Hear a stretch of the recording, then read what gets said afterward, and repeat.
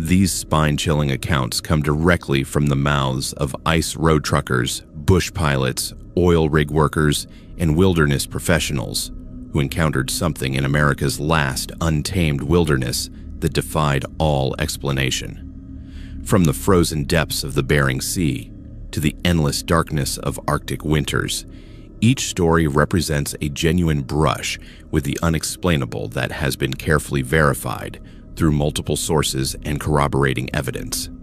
These are not campfire tales or urban legends, but documented experiences from real people whose lives were forever changed by what they witnessed in the land of the midnight sun. If you are new here, make sure to subscribe to Untold Fears for daily true horror content that explores the darkest corners of human experience. Hit that notification bell so you never miss when we uncover the mysteries that lurk just beyond the edge of civilization. Now, let us venture into the brutal beauty of Alaska, where temperatures drop below survivable limits and something far more terrifying than the cold waits in the wilderness. My name is Marcus Rodriguez, but everyone who knows me calls me Tank. I have been driving the ice roads of Alaska for over 15 years now, and let me tell you something about this job that most people do not understand. This is not just truck driving, this is survival driving. Every single mile of these frozen highways is a test against nature itself, where one wrong move, one moment of inattention, one mechanical failure can mean the difference between making it home to your family or becoming another statistic buried under tons of ice and snow. I started this career when I was 28 years old, fresh out of a messy divorce in Phoenix, Arizona. I needed to get as far away from my old life as possible, and Alaska seemed like the perfect escape. The ice road companies were always looking for drivers willing to take the risks that came with hauling vital supplies to remote locations during the harshest months of the year. The pay was excellent, but the mortality rate was something they did not advertise in the recruitment brochures. In my first year alone, I witnessed 3 separate accidents that claimed the lives of experienced drivers who had been running these roads longer than I had been alive. The Dalton Highway, also known as the Hall Road, stretches for over 400 miles through some of the most unforgiving terrain on the North American continent. During winter months, temperatures regularly drop to 40 below zero, and that is before you factor in the wind chill that can make it feel like 60 or 70 below. The road itself is basically a sheet of ice-covering gravel, winding through mountain passes and across frozen rivers, with drop-offs that plunge thousands of feet into rocky gorges where recovery of vehicles or bodies is often impossible. But here is what keeps me coming back year after year, despite the constant danger and isolation. There is something pure about being out there in that vast wilderness, just you and your rig against the elements. No traffic lights, no city noise, no complications of modern life. Just the steady rumble of a diesel engine, the crunch of tires on packed snow, and the endless expanse of white stretching out in every direction. At least, that was how I felt about it until the night that changed everything. It was late November of last year, and I was making my 3rd run of the season up to Prudhoe Bay. The weather forecast had been calling for heavy snow, but nothing I had not handled dozens of times before. I was hauling a full load of propane tanks, destined for one of the remote drilling operations near the Arctic Ocean. The cargo was valuable, the deadline was tight, and the bonus for on-time delivery was substantial enough to make the risk worthwhile. I left Fairbanks just after midnight, planning to take advantage of the lighter traffic during the overnight hours. The first few hours went smoothly enough. The snow was falling steadily but not heavily, and the road conditions were about what I expected for late November. My CB radio was picking up occasional chatter from other drivers ahead of me and behind me. The usual mix of weather reports, road condition updates, and the kind of crude humor that helps pass the time on long hauls. By the time I reached the Yukon River crossing, the weather had taken a serious turn for the worse. What had started as light snow had developed into a full-blown whiteout, with visibility dropping to less than 20 feet in front of my headlights. The wind was picking up too, creating that disorienting, swirling effect that can make you lose all sense of direction even when you are following a road you have traveled hundreds of times before. I had been driving for about 6 hours when I first spotted him. At first, I thought my eyes were playing tricks on me through the swirling snow, but as I got closer, there was no mistaking it. A lone figure was standing at the side of the road, arm extended with his thumb up in the universal hitchhiker position. Now, picking up hitchhikers on the ice roads is something that just is not done. The risks are too great, the liability issues too complicated, and frankly, anyone crazy enough to be out walking in these conditions probably was not someone you wanted in your cab. But something about this particular situation bothered me. The figure was not dressed appropriately for the weather conditions. He was wearing what looked like a light jacket, no hat, no gloves that I could see. In these temperatures, he should have been dead from exposure within minutes. Yet there he stood, apparently unaffected by the brutal cold that was making even my heated cab feel inadequate. Against my better judgment, I started slowing down. Maybe it was the ingrained human instinct to help someone in distress, or maybe it was just curiosity about how anyone could survive out there so underdressed. Whatever the reason, I brought my rig to a stop about 10 feet past where he was standing and waited to see what would happen.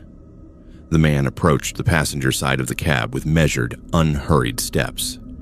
Even through the blowing snow, I could see that his movements were strange, almost mechanical, lacking the urgency you would expect from someone who had been standing in sub-zero temperatures. When he reached the door, he knocked twice, a soft sound that somehow carried clearly over the howling wind. I rolled down the window just enough to talk to him. "Where are you headed?" I called out, having to raise my voice to be heard over the storm. He did not answer immediately. Instead, he tilted his head slightly, as if he was listening to something I could not hear. When he finally spoke, his voice was clear and calm, with no trace of the chattering teeth or labored breathing you would expect from someone suffering from cold exposure. "North," was all he said. That should have been my first real warning that something was not right about this situation. No one gives such a vague answer when they are asking for help in life-threatening conditions. But the storm was getting worse by the minute, and the longer I sat there with the window open, the more heat I was losing from the cab. I made a decision that I would regret for the rest of my life. "Get in," I told him. He climbed into the passenger seat with fluid movements that seemed too graceful for someone who should have been half frozen. As soon as he settled in and I got my first good look at him in the cab lights, I felt an immediate sense of unease that I could not quite explain. His skin was pale, almost translucent, and his eyes were a washed-out blue that seemed to lack any real depth or warmth. But it was more than just his physical appearance that bothered me. There was something about his presence that made the air in the cab feel heavy and oppressive, like the atmosphere before a severe thunderstorm. I tried to make conversation as we got back on the road, asking him the usual questions about where he had come from, how long he had been waiting, whether he was okay. He responded to none of my attempts at small talk, just sat there staring straight ahead through the windshield with that unsettling blank expression. The only time he moved was to occasionally turn his head and look directly at me with those pale eyes, studying me in a way that made my skin crawl. As the hours passed and we pushed deeper into the wilderness, the storm continued to intensify. The CB radio, which had been crackling with intermittent communications earlier in the evening, had gone completely silent. Even the static seemed muted, as if the storm was somehow interfering with radio transmissions in ways I had never experienced before. The isolation was becoming complete, and with my strange passenger sitting beside me in absolute silence, the atmosphere in the cab was growing increasingly tense. It was somewhere around the Arctic Circle marker that things started to get truly strange. The man, who had not spoken a word since he'd gotten into the truck, suddenly turned to me and said, "You are not safe here." The sound of his voice after hours of silence was so unexpected that I actually jumped in my seat. But it was not just the surprise of him speaking that startled me. His voice had a hollow quality to it, like an echo coming from a great distance, and the words themselves sent a chill down my spine that had nothing to do with the cold outside. "What do you mean?" I asked, trying to keep my voice steady despite the growing sense of dread that was building in my chest. Instead of answering my question, he raised one pale hand and pointed toward the passenger side window. "Look," he said simply. I glanced over and immediately slammed on the brakes, my heart hammering against my ribs. There, moving through the trees parallel to the road, were dark shapes that should not have been there. They were too large to be wolves or bears, and they moved with deliberate purpose that suggested intelligence rather than animal instinct. As I watched, one of the shapes broke from the tree line and crossed the road directly in front of my headlights, moving so quickly that I only caught a glimpse of something that looked almost human, but wrong in ways that my brain could not quite process. "What the hell was that?" I demanded, but when I turned to look at my passenger, he was gone. The passenger seat was empty, as if he had never been there at all. There was no sign that anyone had been sitting there, no residual body heat, no impression in the seat cushion, nothing. I was alone in the cab, alone on the road, alone in the storm, with whatever those things were moving through the darkness around me. I did not stop to investigate. I pressed the accelerator to the floor and got out of there as fast as the road conditions would allow, my hands shaking so badly that I could barely keep the steering wheel steady. For the next 2 hours, I drove in a state of controlled panic, constantly checking my mirrors for signs of pursuit and jumping at every shadow that moved at the edge of my headlight beams. When I finally reached the safety of the truck stop at Dead Horse, I sat in my cab for a long time, trying to process what had happened. I told myself that it had to be hallucinations brought on by exhaustion and the stress of driving in severe weather conditions. But deep down, I knew that what I had experienced was real. Over the following months, I encountered the pale-eyed hitchhiker 3 more times, always under similar conditions of severe weather and poor visibility. Each time he would appear at the roadside, climb into my cab without explanation, sit in silence for hours, and then vanish without a trace just before something inexplicable would happen. Other drivers I spoke with had similar stories, describing the same figure, the same pale eyes, the same unsettling presence. I still drive the ice roads because this job is all I know, and Alaska is my home now, but I never pick up hitchhikers anymore, no matter how desperate their situation might appear. Some roads are more than just paths from one place to another. Some roads are doorways to places that should remain closed, and some passengers are not looking for rides to earthly destinations. If you ever find yourself driving the Dalton Highway in winter and you see a pale-eyed man standing at the roadside, do not stop. Keep driving, and do not look back. Trust me on this. Some help is not worth giving, and some mysteries are better left unsolved. My name is Dr. Rebecca Thompson. I am a wildlife biologist specializing in large mammal ecology, and for the past decade, I have dedicated my life to studying the majestic creatures that inhabit the vast wilderness of Alaska. I earned my doctorate from the University of Montana with a dissertation on predator-prey relationships in Arctic ecosystems, and I work primarily in Denali National Park, a place of breathtaking beauty but also of deep ancient secrets. I pride myself on using science, logic, and rigorous observation to unravel the mysteries of animal behavior in what many would call the last true frontier. But sometimes, even the most rigorous scientific methodology cannot explain what is witnessed in the shadows of the deep wilderness. Our research team had planned an extended field expedition deep into Denali, approximately 40 miles from the established ranger stations and well beyond the tourist trails that most visitors never venture past. The primary objective was to study the seasonal migration patterns of a particular caribou population that appeared to be affected by recent changes in vegetation patterns and shifting climate conditions. We had spent months securing the proper permits, acquiring the best cold weather gear available, and assembling equipment ranging from motion-activated remote cameras and GPS tracking collars to enough food supplies and scientific instruments to sustain our work for 3 full weeks in complete isolation. The expedition team consisted of 4 carefully selected individuals.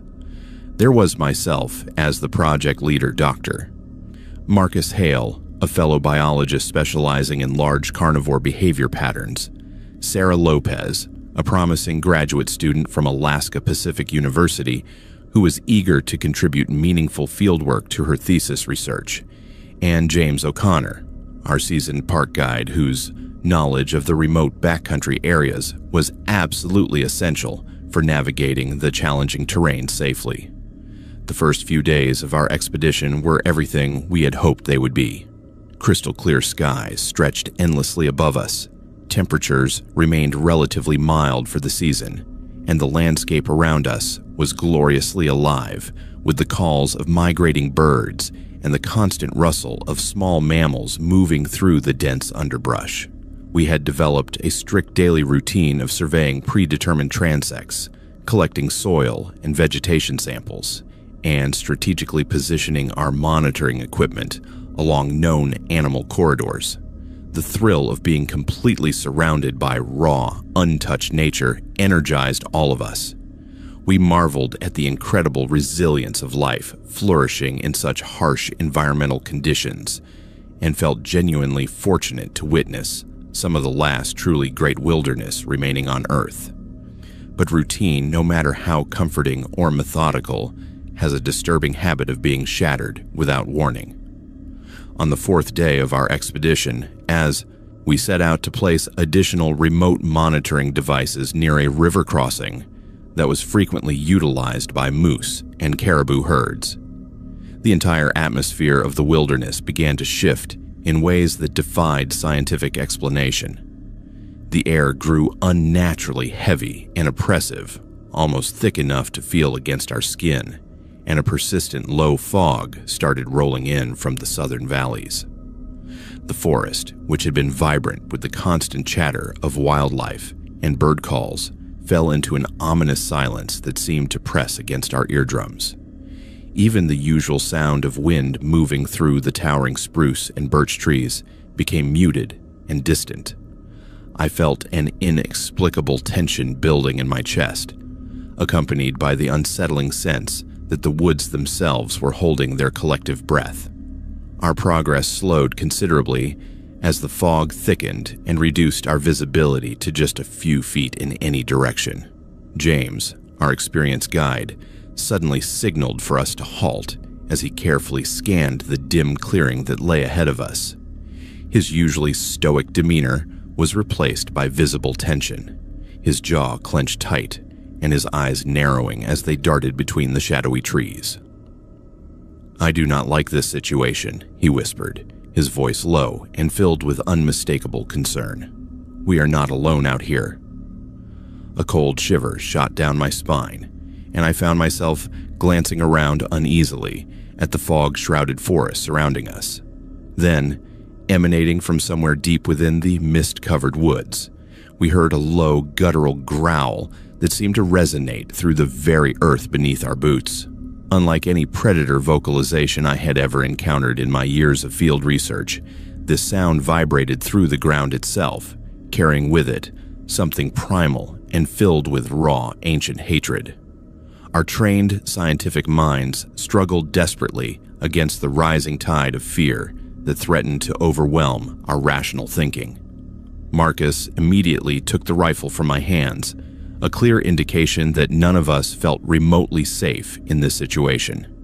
We instinctively formed a tight defensive circle and began scanning the dense forest in every possible direction, every one of our senses heightened to maximum alert status.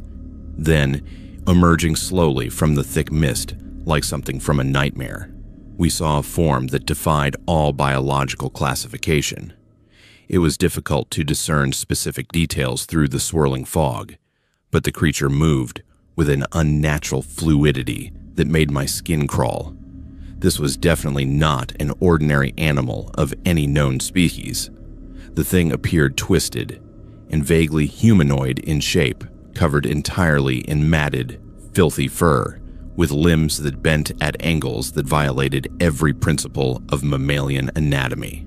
Most disturbing of all were its eyes, which glowed with an unnatural luminescence as they locked directly onto our small group with an intelligence that was unmistakably malevolent. Over the next hour, the hostile presence surrounding our position became increasingly aggressive and threatening. We could hear massive branches snapping in the distance, accompanied by the harsh echoes of otherworldly howls that suggested we were dealing with more than just a single creature. Following James's urgent guidance, we retreated as cautiously as possible toward a rocky outcropping that overlooked the rushing river below. Here, the elevated terrain offered some tactical advantage, and we quickly established a campfire to help hold back the encroaching darkness that seemed to be pressing in from all sides. But the long night ahead proved to be anything but restful. Sleep completely evaded us as every flicker of our campfire cast monstrous shadows that appeared to move independently of their sources. Sarah gripped her research notebook tightly against her chest, whispering fragmented prayers under her breath as violent chills racked her entire body. Marcus maintained a steady, vigilant watch throughout the night, his rifle consistently trained on the dark tree line, while James paced tirelessly around our small perimeter, constantly scanning for any signs of movement in the impenetrable darkness beyond our firelight. When dawn finally arrived, it revealed grim evidence of the night's supernatural visitation. Several of our expensive remote cameras lay completely smashed among the underbrush, their metal casings twisted beyond recognition. The GPS tracking collars from several previously tagged caribou had been torn to shreds, their electronic components scattered across the forest floor. Most disturbing of all, there were no animal carcasses or traces of blood anywhere in the vicinity, just the destroyed equipment left behind like calling cards from an invisible predator. The message was unmistakably clear. Whatever these creatures were, they were not only hunting the local wildlife, but had specifically targeted our research team for reasons we could not begin to comprehend. Despite the obvious and escalating danger, our scientific determination to collect meaningful data pushed us to continue deeper into what was clearly forbidden territory. The following day, we moved toward a series of cave entrances that James had previously marked on our topographical maps. Locations that he mentioned were steeped in indigenous legends and carried whispered warnings from local native communities about disturbing ancient resting places. Upon entering the largest of these caves, the air immediately turned fetid and stale, carrying the unmistakable stench of death and decay. The rocky floor was littered with countless ancient bones, some unmistakably human in origin, while others belonged to various animal species, all in different stages of decomposition and age. A choking aura of malevolence and prehistoric evil seemed to permeate every square inch of the cavern. An almost imperceptible whisper began echoing off the stone walls around us, the sound chilling me to the very core of my being. This place was clearly not meant for scientific observation or data collection. It was a threshold to something that existed far beyond the boundaries of natural law. Without warning, Sarah suddenly screamed in absolute terror. The horrifying sequence of events that followed unfolded with terrifying swiftness. When we turned toward the sound of her voice, she had simply vanished, as if she had never existed at all. Frantic with desperation, we spent hours scouring every square inch of the surrounding forest area, calling her name until our voices became hoarse and raw. There was absolutely no trace of her anywhere. No footprints in the soft earth, no broken foliage marking a path, no torn clothing caught on branches. There was simply no evidence whatsoever that she had ever been with us. Just an omnipresent silence that seemed to scream louder than the forest ever had. The following night, brought no relief from our mounting terror. My heightened senses seemed to betray me as I felt unseen eyes constantly watching our every movement from the darkness.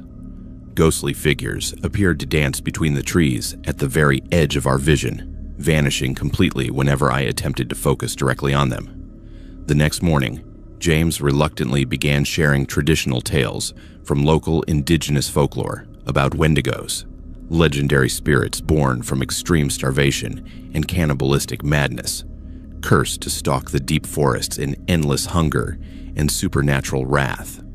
As a scientist, I had always dismissed such stories as primitive mythology, but the mounting evidence of something beyond natural explanation was systematically eroding every rational theory I could construct.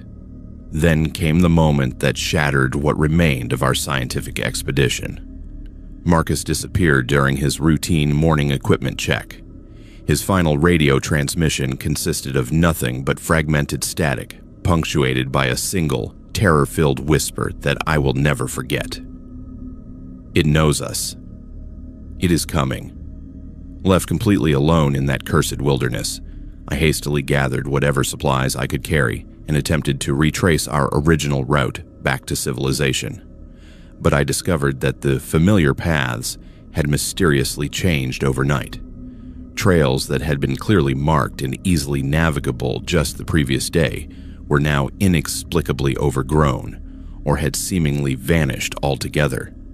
I realized with growing horror that we were no longer operating within a realm governed by natural laws, but had become trapped within the boundaries of an ancient curse that defied all rational explanation. My eventual escape from that nightmare was fraught with constant encounters with unseen threats that stalked me just beyond the range of vision.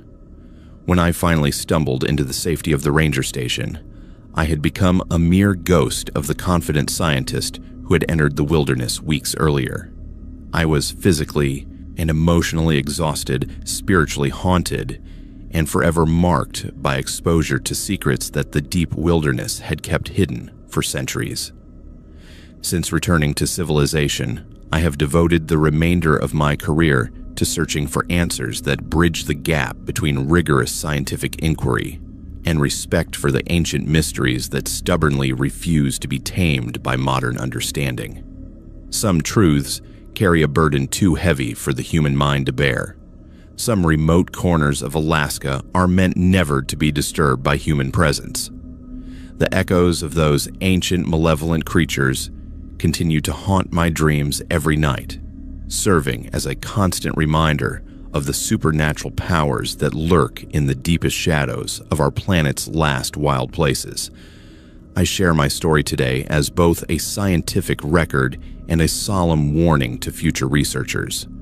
When you choose to step into the vast wilderness of Alaska, tread carefully, show proper respect for the old legends passed down through generations, and never forget that there are always unseen eyes watching from the darkness. My name is Captain Jake Morrison, and I come from a long line of fishermen who have made their living from the unforgiving waters of Alaska. My grandfather, Samuel Morrison, started this family tradition back in 1952 when he purchased his first boat with money saved from working in the canneries. My father, Robert Morrison, expanded the operation and passed down to me not just the business, but a deep respect for the ocean and an understanding that the sea gives and takes according to its own mysterious rules. I am what you would call a third-generation commercial fisherman, and I have been captaining fishing vessels in the treacherous waters of the Bering Sea for over 22 years now. The life of a commercial fisherman in Alaska is absolutely brutal. It demands everything from you, your body, your mind, and sometimes your soul. We face bone-chilling cold that can freeze exposed skin in minutes, monstrous seas that can swallow entire vessels without a trace, and relentless storms that turn the ocean into a churning battlefield between man and nature. The mortality rate in this profession is staggering. Every season, good men disappear beneath the waves, leaving behind families who never get proper closure. But despite all the dangers and hardships, There is nothing quite like the thrill of a successful catch and the deep, almost spiritual connection to the vast ocean that has sustained my family for 3 generations. Fishing in these waters is not just a job or a career choice. It becomes a way of life that gets etched permanently into your soul. I have faced frozen decks where every step could mean a fatal slip into hypothermia-inducing water. I have battled towering waves that rose like liquid mountains above our vessel, threatening to crush us with their tremendous weight. I have endured the near-constant threat of frostbite, equipment failures in life-threatening situations, and the psychological toll of months at sea in some of the most isolated waters on Earth. But nothing in my 2 decades of experience on these dangerous seas could have prepared me for what happened during one particular storm season trip that took place last October. The expedition started exactly like any other routine fishing haul. My crew of 10 experienced fishermen and I had departed from Dutch Harbor on what appeared to be a clear autumn morning, our vessel loaded with equipment and supplies for what we anticipated would be a profitable 3-week expedition. Our objective was to harvest the season's best share of king crab and pollock from the productive fishing grounds deep in the Bering Sea. The air was crisp and invigorating, carrying the familiar scent of salt water and marine life, and the ocean surface sparkled beautifully under the low-hanging Arctic sun. But as we pushed further away from the relative safety of the harbor and into the open ocean, the weather conditions began to take a dramatic and ominous turn for the worse as we navigated through increasingly choppy open water. My first mate, Pete Rodriguez, a veteran fisherman with 15 years of experience, made his usual jokes about enjoying the calm before the inevitable storm. Pete is the type of man who maintains his sense of humor, even in the face of mortal danger. But even he could not hide the growing tension that all of us were beginning to feel. The atmospheric pressure was dropping rapidly, and the air itself seemed to be growing heavier and more oppressive with each passing hour. That evening, as the sky darkened prematurely and thick fog began rolling in from the western horizon, the temperature plummeted so sharply that our breath became visible in dense clouds even inside the heated cabin. By the time we reached our designated fishing area, approximately 60 miles from the nearest land, the thick fog had completely smothered the horizon in an impenetrable wall of ghostly gray mist. The wind howled through our vessel's rigging like a chorus of tormented spirits, and our aging but reliable fishing boat groaned and creaked under the relentless assault of increasingly violent waves. Despite these harsh and dangerous conditions, my experienced crew worked with the practiced precision that comes from years of facing such challenges together, hauling in nets and processing our catch amidst the constant symphony of mechanical groans and the threatening crash of waves against our hull. It was during one particularly exhausting and difficult net haul, as we fought against both the churning sea and our own physical exhaustion, that we pulled up something that caused even the toughest and most seasoned men on board to stop their work and stare in stunned silence. Entangled within our fishing nets, twisted among the normal catch of fish and crab, was the carcass of a creature that none of us had ever encountered before in all our combined years of commercial fishing. The thing was absolutely massive, measuring at least 10 feet from head to tail, with a body covered in what appeared to be overlapping scales that shimmered with an oily, iridescent quality like wet stone reflecting moonlight. Its powerful limbs ended in gnarled claws that looked capable of tearing through steel, and its elongated skull housed jaws lined with multiple rows of razor-sharp teeth that seemed designed for crushing rather than simply biting. Most disturbing of all were its eyes, which, despite being clouded with death, somehow retained an unsettling appearance of malevolent intelligence, as if this creature had possessed cognitive abilities far beyond those of any known marine animal. The entire deck fell into an eerie silence as we all gathered around this impossible discovery, each man trying to process what we were seeing. Had our nets somehow dredged up some prehistoric sea beast that had been preserved in the icy depths for millions of years? Was this perhaps some previously unknown deep-sea species brought to the surface by shifting ocean currents or the gradual melting of underwater ice formations? The wild speculation and nervous theorizing that followed sent ripples of genuine unease through our normally unflappable crew. But the nightmare was only beginning. As we continued to untangle our nets and examine our bizarre catch more closely, we discovered that the creature's remains were intertwined with objects that defied all rational explanation. These were clearly artificial artifacts, crafted with obvious intelligence and purpose, but their design and construction suggested origins far more ancient than any known human civilization. The objects appeared vaguely humanoid in their basic shape and proportions, as if they had been created to represent some form of bipedal beings, but their surfaces were encrusted with layers of barnacles, coral growth, and marine deposits that suggested they had been resting on the ocean floor for countless centuries. Most unsettling of all were the strange markings carved or etched into these artifacts, symbols and patterns that seemed to glow with a faint, otherworldly luminescence when we illuminated them with our powerful deck lights. The symbols were unlike any written language or decorative motifs that any of us had ever seen, yet something about their arrangement and repetition suggested they conveyed specific meaning or purpose to those who understood their significance. From that moment forward, an atmosphere of deep uneasiness settled over our vessel, like a suffocating blanket, heavier and more oppressive than any storm cloud we had ever encountered. Our regular radio communications with other fishing vessels in the area began to carry disturbing reports that grew more frequent and more alarming with each passing day. Captains described inexplicable equipment malfunctions that occurred without warning, the complete disappearance of entire crews from vessels that were later found floating empty and abandoned, and increasingly bizarre sightings of unexplained lights and shadowy figures moving through the fog-covered waters.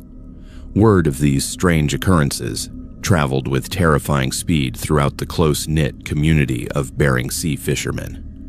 Conversations that had once focused on weather conditions, fish populations, and market prices now turned to hushed whispers about cursed waters and ancient sea spirits that had somehow been awakened and angered by human intrusion into their domain. Our own vessel was far from immune to these supernatural afflictions that seemed to be spreading like a plague throughout the fishing fleet. On our fifth night at sea, during a particularly violent storm that battered us with waves reaching nearly 40 feet in height, a sudden wall of seawater crashed over our deck with tremendous force, carrying with it something that chilled us far more than the freezing temperature of the water itself. Mixed with the roar of wind and waves, we could clearly hear a chorus of whispering voices that seemed to emanate from the very fog that surrounded us, speaking in languages that predated human civilization. Many of the men swore they could distinguish individual voices within this supernatural chorus, chanting in rhythmic patterns that were both hypnotic and deeply terrifying. Several crew members claimed to see flickering lights moving beneath the water's surface, pulsing in patterns that seemed to correspond with the otherworldly chanting. When I ordered immediate and thorough searches of both the deck and below-deck areas, hoping to find some rational explanation for these phenomena, we found absolutely nothing that could account for what we had all witnessed. Then, like a creeping infection, signs of psychological breakdown began to manifest among my crew members. Initially, the symptoms were relatively subtle: chronic sleeplessness accompanied by vivid nightmares, increasing irritability and aggression, and reports of glimpsing shadowy figures moving outside the portholes during the darkest hours of night. But as the days progressed, these disturbing behaviors escalated to truly alarming levels that threatened the safety and functionality of our entire operation. Crew members who had previously been reliable and disciplined began openly defying direct orders, engaging in violent physical altercations in the confined quarters, and worst of all, some would simply vanish from the vessel for hours at a time without explanation. When these missing men eventually returned, they were fundamentally changed, distant, haunted, and speaking in the same unknown tongues we had heard in that supernatural chorus. They would mutter constantly to unseen presences, responding to voices that only they could hear, and their physical movements became jerky and unnatural, as if they were being controlled by some external force. Despite my desperate efforts to maintain order and keep my crew focused on our work and survival, an invisible, malevolent presence seemed to tighten its grip on our vessel with each passing day. Our navigation equipment began malfunctioning in ways that defied all mechanical explanation, with compasses spinning wildly and GPS systems providing readings that placed us in impossible locations. Our engines would suddenly howl with mechanical fury before falling completely silent without warning, leaving us drifting helplessly on the increasingly hostile sea. The absolute breaking point came during a night when a tempest of unprecedented fury lashed our vessel, with lightning that seemed to claw across the black heavens and mountainous waves that threatened to tear our boat apart piece by piece. As I stood on the bridge desperately trying to maintain control and coordinate our survival efforts, a tremendous crash echoed up from the lower decks below. Abandoning my post, I rushed down to investigate the source of this new crisis, only to discover that our main net storage room had been transformed into something from a nightmare. The walls of the room were completely coated in a thick, black, oily substance that seemed to possess a life of its own, undulating and pulsing with a sinister rhythm that matched no natural phenomenon I had ever witnessed. The substance appeared to be spreading across every surface, consuming everything it touched, and leaving behind an otherworldly darkness that hurt to look at directly. Before I could react or retreat, the heavy metal door slammed shut behind me with tremendous force, trapping me inside this nightmarish chamber. The overhead lighting began flickering violently before dying completely, plunging the room into an absolute darkness that was broken only by eerie patches of sickly green luminescence emanating from the spreading black substance. From somewhere within the suffocating gloom, I heard a deep guttural growl that seemed to vibrate through the very bones of the ship. As my eyes adjusted to the hellish environment, I watched in absolute terror as the shadows began to coalesce and solidify into horrifying shapes. Twisted, half-human monstrosities covered in scales and marine growth, with elongated limbs ending in razor-sharp claws and eyes that burned with primeval fury and hunger. My heart hammered against my ribs as paralyzing dread threatened to overwhelm me completely. Drawing upon every reserve of strength and determination I possessed, I threw myself against the sealed door, managing through sheer desperation to force it open just enough to squeeze through and escape back to the chaos of the bridge above. Emergency alarms were blaring throughout the ship, and the vessel was rocking so violently that maintaining footing became nearly impossible. The final battle for our survival played out against the backdrop of churning waves and howling wind that seemed determined to drag us all down to join whatever ancient horrors we had awakened from the depths. Flames erupted throughout the crew quarters as the black substance spread like a living plague, consuming everything in its path and transforming our vessel into a floating nightmare. I watched helplessly as men I had worked alongside for years convulsed in supernatural agony before disappearing entirely, swallowed by the spreading darkness.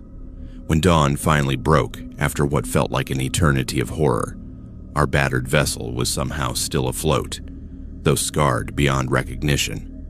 The few survivors who remained gathered on the blood-stained deck, their faces pale with shock and their voices reduced to trembling whispers.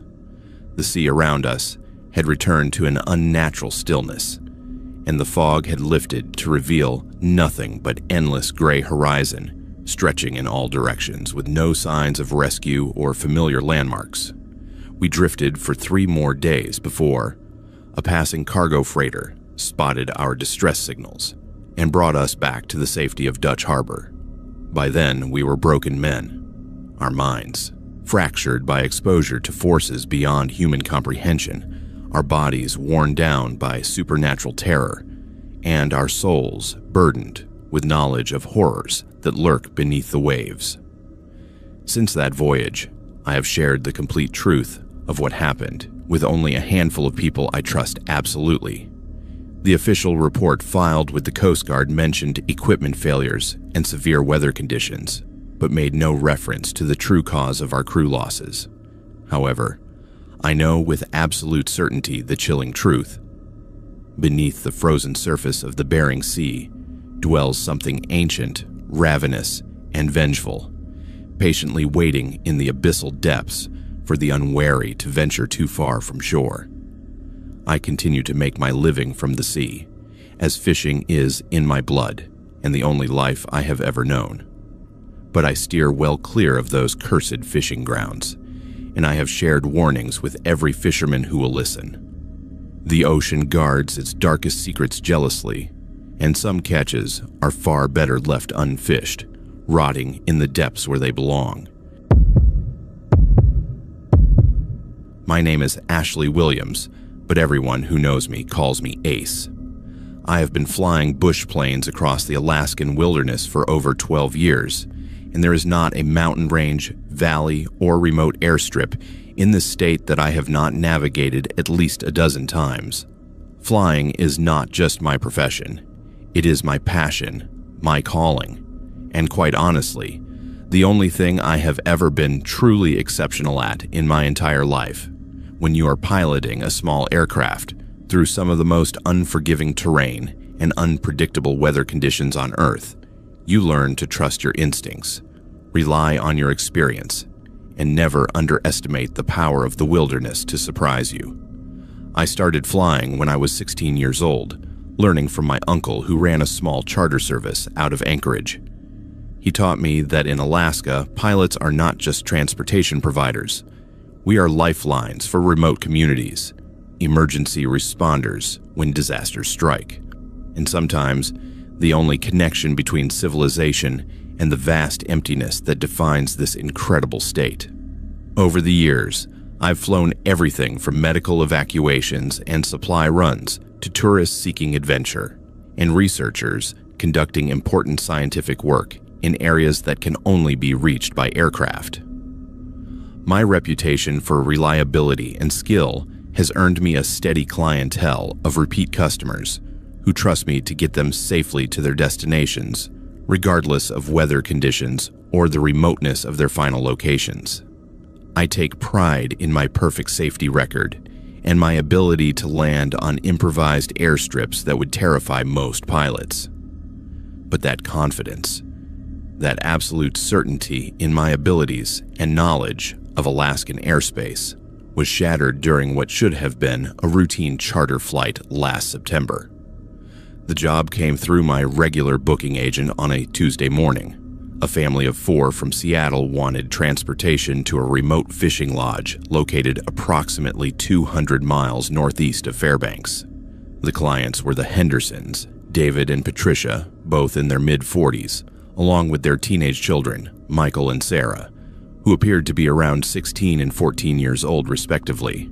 They seemed like typical tourists, excited about their wilderness adventure and full of questions about the local wildlife and geography. The weather forecast for the day was excellent, with clear skies and minimal wind conditions predicted for the entire route. My aircraft, a reliable Cessna 185 that I have owned and maintained personally for 8 years, was in perfect mechanical condition following a comprehensive inspection just 2 weeks prior.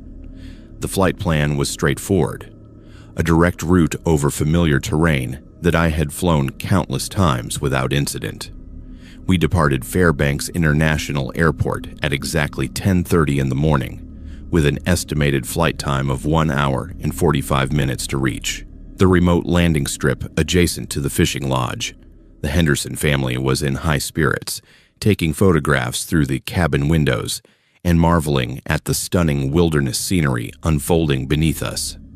Everything proceeded normally for the first hour of flight as we crossed over the endless expanse of forests, lakes, and mountain ranges that define interior Alaska. But somewhere around the halfway point of our journey, I began to notice subtle discrepancies that initially seemed too minor to be concerning.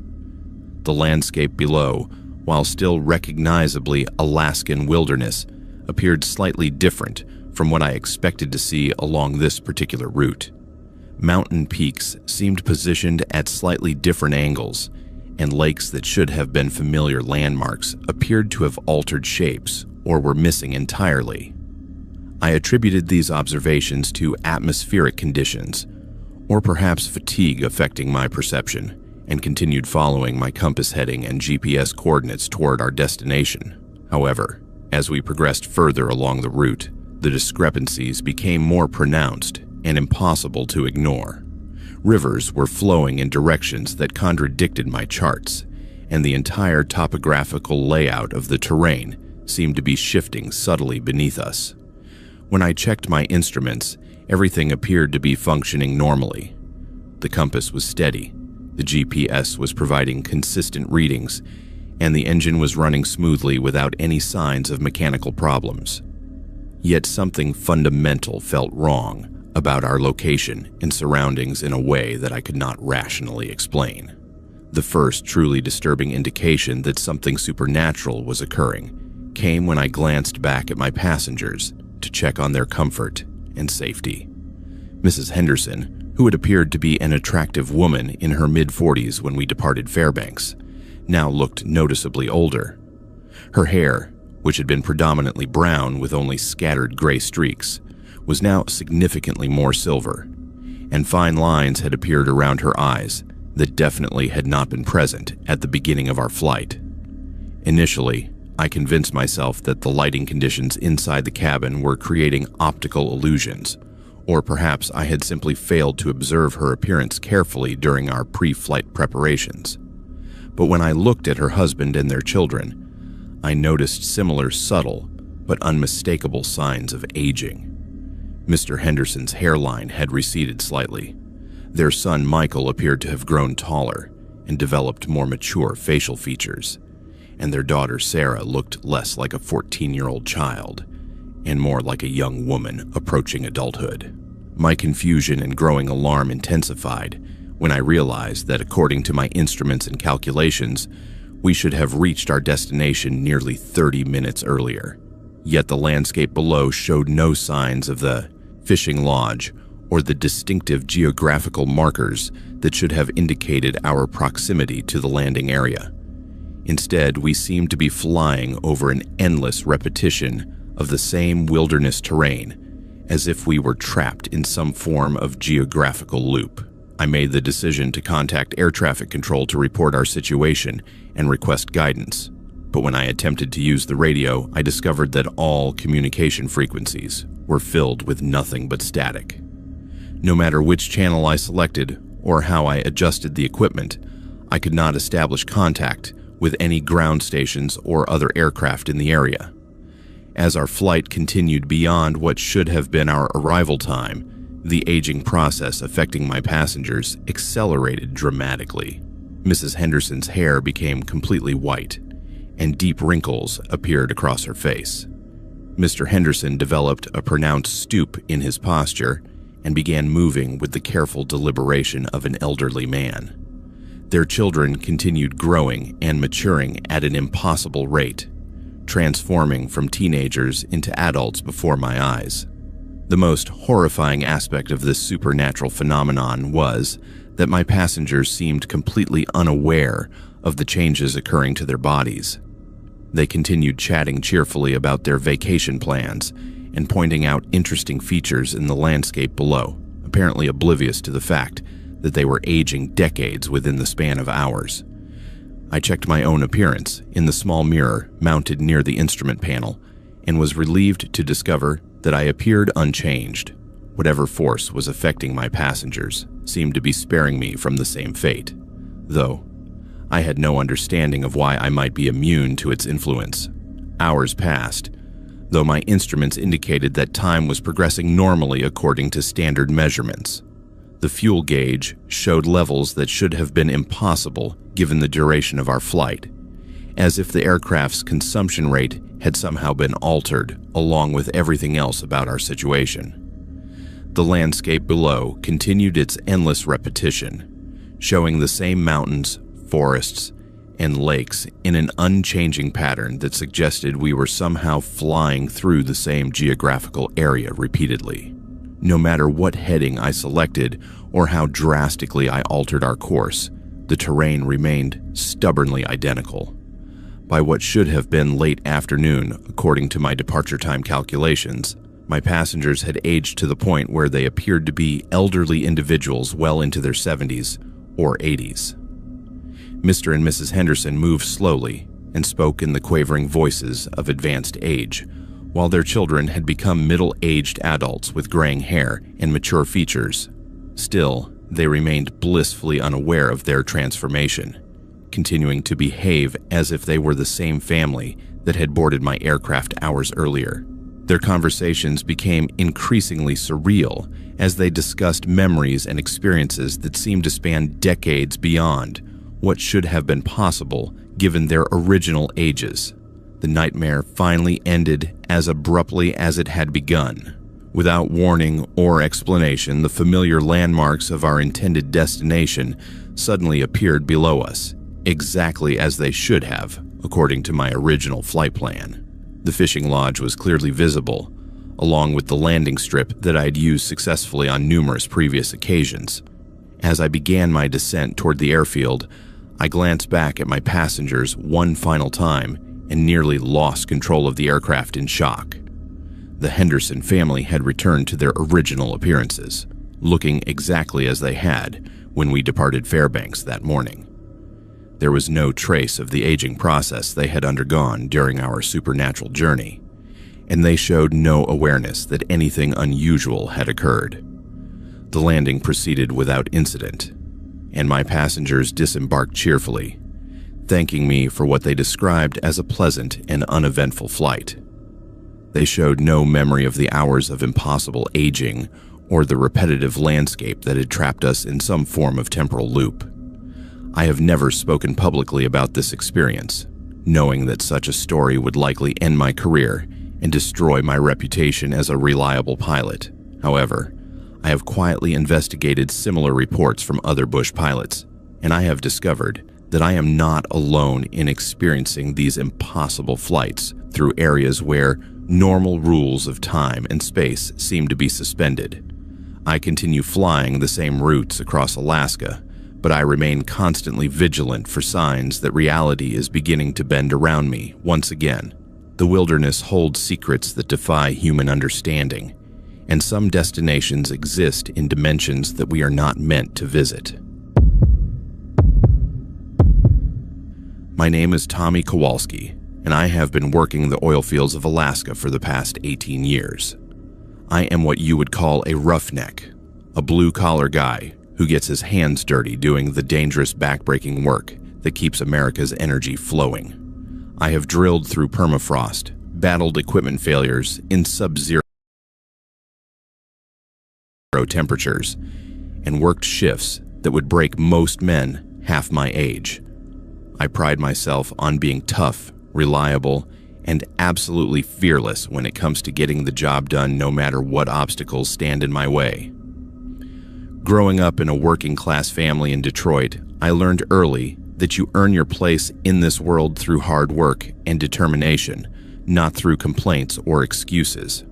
My old man worked the auto plants until they shipped the jobs overseas, and he taught me that a real man provides for his family by doing whatever honest work needs to be done. When I was 22 and struggling to make ends meet with a pregnant wife and mounting bills, I heard about the good money being made up in Alaska's oil fields.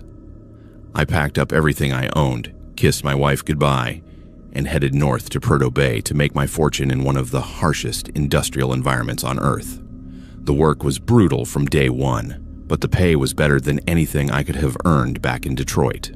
12-hour shifts in temperatures that could drop to 40 below zero, handling equipment that could crush you or burn you alive if you made one careless mistake, and living in company barracks surrounded by nothing but frozen tundra for hundreds of miles in every direction. But I adapted quickly, kept my mouth shut, followed orders, and earned a reputation as someone who could be counted on when things got dangerous or complicated. Over the years, I worked my way up from the bottom of the crew hierarchy to become a senior drilling technician, responsible for operating and maintaining some of the most sophisticated and expensive equipment in the oil extraction process. I supervised younger workers, trained newcomers in safety procedures, and took pride in my role as someone the company management could trust with their most critical operations. The Prudhoe Bay oil field is like a small city dropped into the middle of nowhere, with hundreds of workers living and working in conditions that would seem impossible to most people. We had our own power plant, water treatment facility, dining halls, recreation centers, and even a small medical clinic staffed by doctors who specialized in treating industrial injuries. The work never stopped. Operations continued 24 hours a day, 7 days a week, regardless of weather conditions or equipment problems. But despite all the safety training, all the protective equipment, and all the experience accumulated by decades of oil extraction operations, there are some dangers that no amount of preparation can adequately address. Some risks are so far outside the realm of normal industrial hazards that they do not appear in any safety manual or emergency response protocol. The incident that changed everything happened during a routine deep drilling operation in late March of last year. We were working on extending an existing well to reach newly discovered oil deposits approximately 3,000 feet below the established extraction level. The geological surveys had indicated substantial reserves at that depth, and the company was eager to begin tapping into what could potentially be millions of barrels of high-quality crude oil. I was supervising the night shift crew, consisting of 8 experienced workers who had been with the company for an average of 12 years each. We had been drilling steadily for 6 days, making excellent progress through layers of rock and permafrost that had remained undisturbed for thousands of years. The work was proceeding exactly according to plan, with no indication whatsoever that we were about to encounter something that should have remained buried forever. At approximately 2:30 in the morning, as we were preparing to advance the drill, bit through another section of particularly dense rock formation, the entire drilling apparatus suddenly lurched violently. The initial assumption was that we had encountered some form of geological instability, or perhaps struck a pocket of pressurized gas that was causing unexpected resistance. However, when we examined the monitoring equipment, all readings appeared normal, with no indication of the type of subsurface conditions that typically cause such equipment malfunctions. Within minutes of the initial disturbance, we began to notice a thick black substance seeping up through the drilling shaft and spreading across the floor of the drilling platform. Initially, we assumed this was simply crude oil reaching the surface earlier than anticipated, which would have been excellent news for production quotas and company profits. Several crew members actually cheered, thinking we had struck a particularly rich deposit that would result in substantial bonuses for everyone involved in the operation. But as the black substance continued flowing from the drill hole in increasing quantities, it became apparent that this material was unlike any crude oil any of us had ever encountered. The consistency was wrong, too thick and viscous, almost like liquid tar, but with an oily sheen that seemed to shift and move independently of the substance itself. More disturbing was the smell, a putrid odor that combined the worst aspects of rotting organic matter with something sharp and chemical that burned our nostrils and made our eyes water. When one of the younger crew members, a kid named Danny Martinez, who had only been working the fields for about 2 years, accidentally stepped in a puddle of the substance, we got our first indication that we were dealing with something far more dangerous than unconventional crude oil. Danny immediately began screaming and clawing at his boot, trying frantically to remove it, as the black material seemed to eat through the thick rubber sole with alarming speed. We managed to get Danny's boot off before the substance could reach his foot, but when we examined the footwear, we discovered that the black liquid had completely dissolved the rubber and was beginning to work its way through the steel reinforcement in the toe area. Whatever this material was, it possessed corrosive properties that exceeded anything in our hazardous materials training. I immediately ordered the crew to evacuate the drilling platform and called for the emergency response team. But before we could safely retreat from the area, the situation deteriorated rapidly into something that defied all rational explanation. The black substance began spreading across the platform at an impossible rate, flowing uphill against gravity and seeming to move with deliberate purpose rather than following normal fluid dynamics. More horrifying still, the substance appeared to be seeking out and targeting the crew members who remained in the area. Streams of the black liquid moved like living tentacles, reaching toward workers who were trying to escape and apparently attempting to make contact with human skin or clothing. When a small amount of the material splashed onto the exposed hand of veteran driller Frank Kowalski, no relation to me despite the shared surname, the results were immediate and nightmarish. Frank's hand began to change color almost instantly, turning from normal flesh tone to a sickly gray-black that matched the substance itself. But more disturbing than the discoloration was the way Frank's expression changed. His face went completely blank, his eyes became unfocused and distant, and he stopped responding to our shouts and attempts to help him. Instead, he began walking deliberately toward the largest concentration of the black substance, moving with jerky, unnatural motions like a marionette being controlled by an inexperienced puppeteer.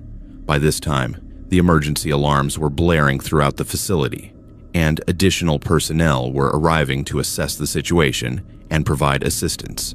However, the black substance seemed to react aggressively to the presence of more humans, surging upward from the drill hole with renewed force and spreading even more rapidly across the platform and surrounding areas. Within 30 minutes of the initial outbreak, we had lost contact with 6 crew members who had been exposed to varying amounts of the mysterious substance. These men, all of whom I had worked alongside for years and knew to be reliable and mentally stable individuals, had been transformed into something that barely resembled their former selves. They moved in perfect coordination with each other, following some form of shared consciousness or external control that originated from the black material itself. The infected. Workers showed no recognition of their colleagues or supervisors, did not respond to verbal commands or pleas for communication, and seemed driven by a single-minded purpose to spread the contamination to as many additional people as possible. They would grab at anyone who came within reach, trying to smear the black substance onto exposed skin or force it into the mouths and noses of their intended victims. As the crisis escalated, facility management made the decision to seal off the entire drilling area and implement emergency quarantine procedures. Those of us who had not been directly exposed to the substance were evacuated to a safe distance, while hazardous materials specialists attempted to contain the outbreak using protective equipment and chemical neutralizing agents. However, every attempt to stop or neutralize the black substance failed completely. Chemical treatments had no effect whatsoever, and the material seemed to actively resist all containment efforts. Worse still, the infected workers appeared to be gaining strength and coordination as time passed, suggesting that whatever force controlled them was learning and adapting to our defensive measures. The nightmare reached its peak when the infected crew members began working together to sabotage the facility's safety systems and infrastructure. Using their intimate knowledge of the oil field operations, they systematically disabled fire suppression equipment, tampered with power distribution systems, and attempted to breach the containment barriers that were preventing the black substance from spreading to other areas of the complex. I managed to escape the immediate area only by abandoning several co-workers who were calling for help as the infected workers surrounded them. The guilt of leaving those men behind still haunts my dreams, but I knew that staying would have meant becoming another victim, rather than being able to warn others about the true nature of what we had unleashed. The official company report classified the incident as an industrial accident caused by equipment failure and exposure to naturally occurring toxic materials. The media was told that a drill bit malfunction had caused the release of hydrogen sulfide gas, resulting in several casualties and the temporary shutdown of drilling operations in that sector. The infected workers were listed as fatalities, and their families received standard death benefits along with legal agreements that prevented them from discussing any details of the incident. But I know the truth about what lies beneath the frozen ground of Alaska's oil fields, deep underground in places that have been sealed away from sunlight and human contact for millions of years. Ancient forces wait in darkness for the opportunity to reclaim a world they once dominated. Our drilling operations and industrial development are nothing more than pinpricks that occasionally breach the barriers, keeping these entities contained. I know longer work in the oil fields. I moved back to the lower 48 states and found employment in construction work that keeps me safely above ground. But sometimes, late at night, I still wake up thinking about those men whose bodies were taken over by that black substance. And I wonder if somewhere beneath the Alaskan permafrost, they are still down there, waiting for the next group of workers to drill deep enough to set them free. Some things should remain buried forever, and some energy sources are far too dangerous to pursue regardless of their potential value. My name is Ranger Patricia Davis, but everyone calls me Patty. I have been serving as a park ranger at Glacier Bay National Park and Preserve in Alaska for the past 15 years. And during that time, I have conducted over 300 search and rescue operations in some of the most challenging wilderness conditions imaginable.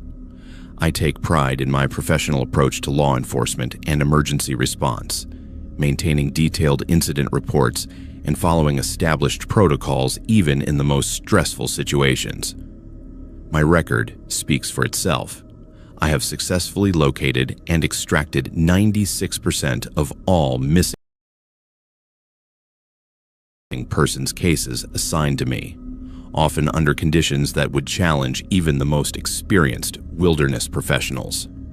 Glacier Bay covers over 3 million acres of pristine wilderness, containing some of the most spectacular and dangerous terrain in North America. We have active glaciers that can calve without warning, creating tsunamis capable of destroying entire forest. We have mountain ranges where sudden weather changes can trap hikers for days, and vast stretches of trackless wilderness where even experienced outdoorsmen can become hopelessly lost within hours of leaving established trails. The park receives over 500,000 visitors annually, and a significant percentage of those tourists severely underestimate the risks associated with venturing into true Alaskan wilderness. My background includes extensive training in wilderness survival, emergency medical response, mountain rescue techniques, and law enforcement procedures. I hold certifications from the National Association for Search and Rescue, the International Association of Fire Chiefs, and the Federal Law Enforcement Training Center. I have worked closely with Alaska State Troopers, Coast Guard rescue teams, and military personnel on complex operations that required coordination between multiple agencies and specialized equipment. The incident that fundamentally changed my understanding of what is possible within the boundaries of our national park system began on August 14th of last year, when I received an emergency call regarding 4 missing hikers who had failed to return from a planned 3-day backcountry expedition. The missing persons were identified as the Brennan family from Portland, Oregon, parents Michael and Jennifer, both experienced hikers in their early 40s, along with their twin daughters Emma and Sophie, age 16. According to their filed itinerary, the Brennan family had planned to hike the challenging Fairweather Range trail system, with overnight camping at designated backcountry sites approximately 12 and 24 miles from the trailhead. Their planned return date was August 13th, and when they failed to check out with park headquarters by the required deadline, their emergency contact initiated the missing persons protocol. Weather conditions during their planned hiking period had been generally favorable, with clear skies and moderate temperatures. However, a severe storm system had moved through the area on their scheduled final day, bringing heavy rainfall and significant temperature drops that could have created dangerous conditions for anyone caught in the open without adequate shelter. I organized a comprehensive search operation that included 6 park rangers, 2 Alaska State Trooper investigators, a 4-person volunteer search and rescue team from Juneau, and a helicopter crew from the Coast Guard station at Sitka. We established a command post at the trailhead and began systematic searches along their planned route, focusing initially on areas where hikers most commonly encounter difficulties or become disoriented. The first day of searching produced no physical evidence of the missing family's presence along their intended route. We found no footprints, no camping sign, no discarded equipment, and no indication that they had ever used any of the designated backcountry campsites listed in their itinerary. This was unusual, as even experienced hikers typically leave some trace of their passage that trained searchers can detect and follow. On the second day, our helicopter crew reported spotting what appeared to be a camp approximately 8 miles off the established trail system, in an area of extremely difficult terrain that would have required technical climbing skills to access safely. The location was near the base of a glacial formation that had been considered impassable according to our most recent geological surveys. Ground teams required nearly 6 hours to reach the reported location, following unmarked routes through dense forest and across unstable scree fields. When we finally arrived at the coordinates provided by the helicopter crew, we discovered a small campsite that contained equipment and personal belongings clearly belonging to the missing Brennan family. However, the physical evidence at the campsite raised immediate questions that defied logical explanation. The tent was properly erected and appeared to have been occupied recently, but it was positioned in a location that should have been impossible for civilians to reach without specialized mountaineering equipment and extensive rock climbing experience. More puzzling still, the campsite was situated on a narrow ledge approximately 40 feet below the main ridgeline, accessible only by rappelling down a vertical rock face or climbing up from the glacier below. While examining the abandoned campsite, we heard voices calling for help from somewhere above our position. Following the sound, we discovered all 4 members of the Brennan family on a small plateau approximately 200 feet higher up the mountain, in an area that our geological surveys indicated should not exist according to the known topography of the region. The family appeared to be in good physical condition, showing no signs of exposure, dehydration, or serious injury, despite having been missing for over 48 hours in challenging wilderness conditions. However, their behavior and responses to our questions immediately indicated that something was seriously wrong with their mental state or their perception of recent events. When I asked them to explain how they had reached their current location, they provided confused and contradictory accounts that made no logical sense. Michael Brennan insisted that they had been hiking for only a few hours and had never made camp anywhere in the area. Jennifer Brennan claimed they had been lost for several days, but could not explain how they had survived without the food and equipment we had found at the abandoned campsite below. Most disturbing were the accounts provided by the twin daughters, who appeared to have no memory of each other despite having been traveling together as a family unit.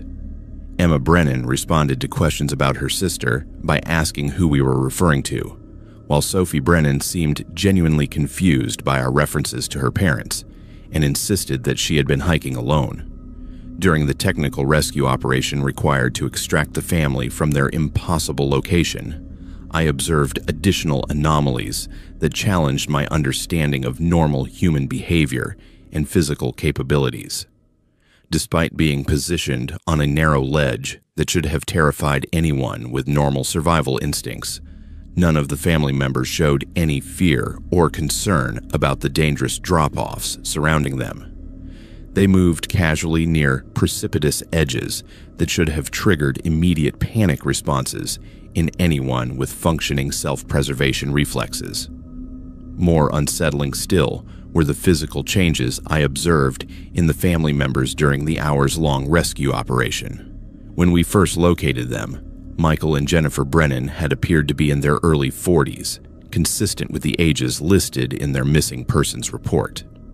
However, as we worked to establish secure rappelling lines and safety equipment, both parents seemed to be aging visibly before our eyes. By the time we successfully extracted them from the mountain, they appeared to be in their 60s, with gray hair, wrinkled skin, and the slower movements associated with advanced age. The twin daughters presented an even more confusing situation. Emma Brennan, who had been 16 years old according to park records, now appeared to be a young woman in her 20s. Sophie Brennan, meanwhile, seemed to have aged in reverse, appearing younger than her documented age and exhibiting the behavior patterns of a child rather than a teenager. When we reached the base camp and I attempted to verify their identities using the photographs from their hiking permits, the images no longer matched the people we had rescued. The photographs showed a typical middle-aged family with teenage daughters, but the individuals in our custody appeared to be elderly parents with adult children of various ages. Medical personnel who examined the family at the park first aid station found them to be in excellent physical health despite their ordeal, but psychological evaluation revealed significant memory gaps and confusion about basic personal information. None of the family members could provide consistent answers about their home address, their occupations, or even their relationships to each other. Most troubling of all, when we contacted the emergency contact number provided in their original hiking registration, we discovered that no one by the name of Michael or Jennifer Brennan had ever lived at the Portland address listed in their paperwork. The phone number belonged to a family that had never heard of the missing hikers and had no knowledge of any planned trip to Alaska. The official incident report classified the case as a successful search and rescue operation with complications related to altitude sickness and temporary disorientation. The family was transported to Juneau for additional medical evaluation and eventually returned to what they believed was their home in Oregon, despite the lack of any verifiable connection to that location. However, I have continued investigating similar cases throughout my career, and I have discovered a disturbing pattern of missing persons who are found in impossible locations with altered appearances, missing memories, and identities that cannot be verified through normal channels. The wilderness holds secrets that extend far beyond dangerous weather and difficult terrain. Some searches lead to discoveries that challenge everything we think we understand about reality itself. Some rescues bring back people who may not be the same individuals who originally ventured into the wilderness, and some missing persons cases are better left officially closed, regardless of the questions that remain unanswered. The mountains keep their secrets, and sometimes those secrets walk back out of the wilderness wearing familiar faces. My name is Michael Chen Murphy, and I am a professional photographer who has dedicated the past 8 years of my life to capturing the ethereal beauty of the aurora borealis in the pristine wilderness of Alaska. Photography is not merely my profession. It is my artistic obsession, my spiritual calling, and the driving force behind every major decision I have made since picking up my first camera during college. I specialize in long exposure night photography, and I have built my entire career around documenting the magnificent light displays that dance across the northern skies during the darkest months of the Alaskan winter. I moved to Fairbanks permanently in 2016 after spending 3 years traveling back and forth from my original home in San Francisco, chasing the perfect aurora photographs that would establish my reputation in the competitive world of nature photography. The northern lights had always fascinated me ever since I first witnessed them during a college trip to Iceland, but it was not until I experienced the incredible displays visible from interior Alaska that I understood the true artistic potential of aurora photography. The science behind the aurora phenomenon has always been as captivating to me as the visual spectacle itself. When charged particles from the solar wind interact with gases in Earth's upper atmosphere, they create luminescent displays that can stretch across hundreds of miles of sky in patterns that shift and evolve with mesmerizing complexity. No two aurora displays are ever identical, and the infinite variations in color, intensity, and movement provide endless opportunities for creating unique and powerful images. My photographic equipment represents a substantial investment in specialized gear designed specifically for extreme cold weather conditions and extended night photography sessions. I use multiple camera bodies capable of exceptional low-light performance, along with a collection of fast wide-angle lenses that can capture the full scope of aurora displays.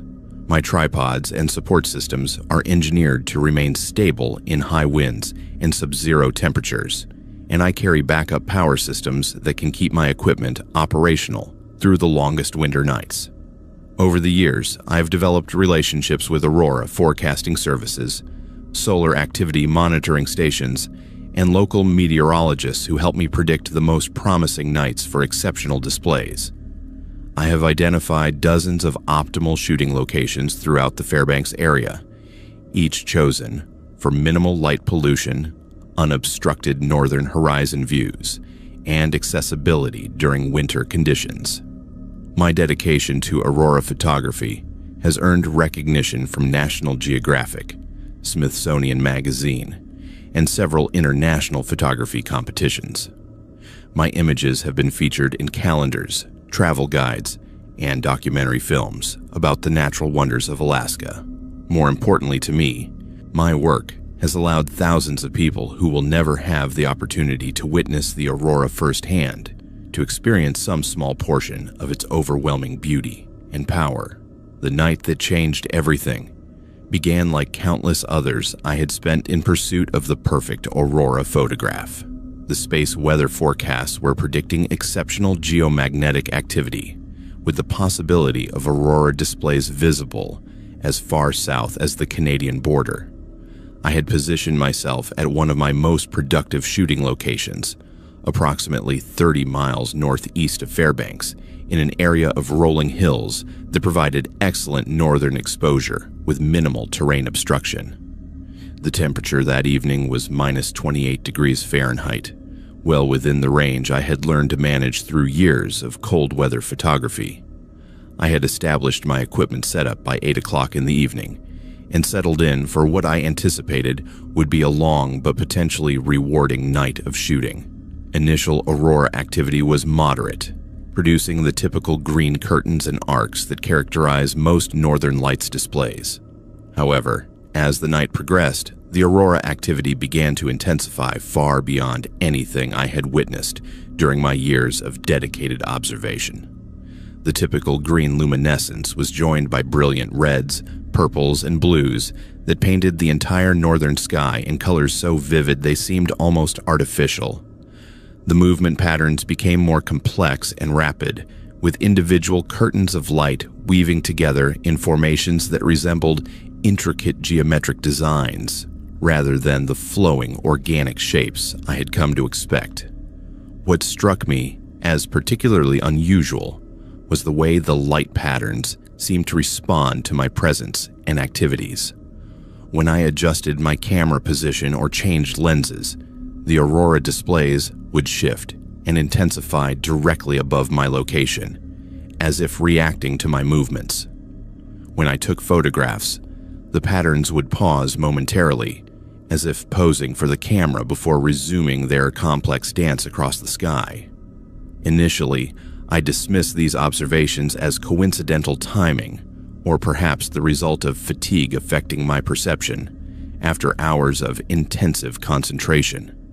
However, as the night continued, the apparent responsiveness of the aurora to my presence became impossible to ignore. The light displays were not merely reacting to my activities, they were anticipating them. When I prepared to photograph a particular formation, the aurora would begin shifting into more photogenic arrangements before I had even finished adjusting my camera settings.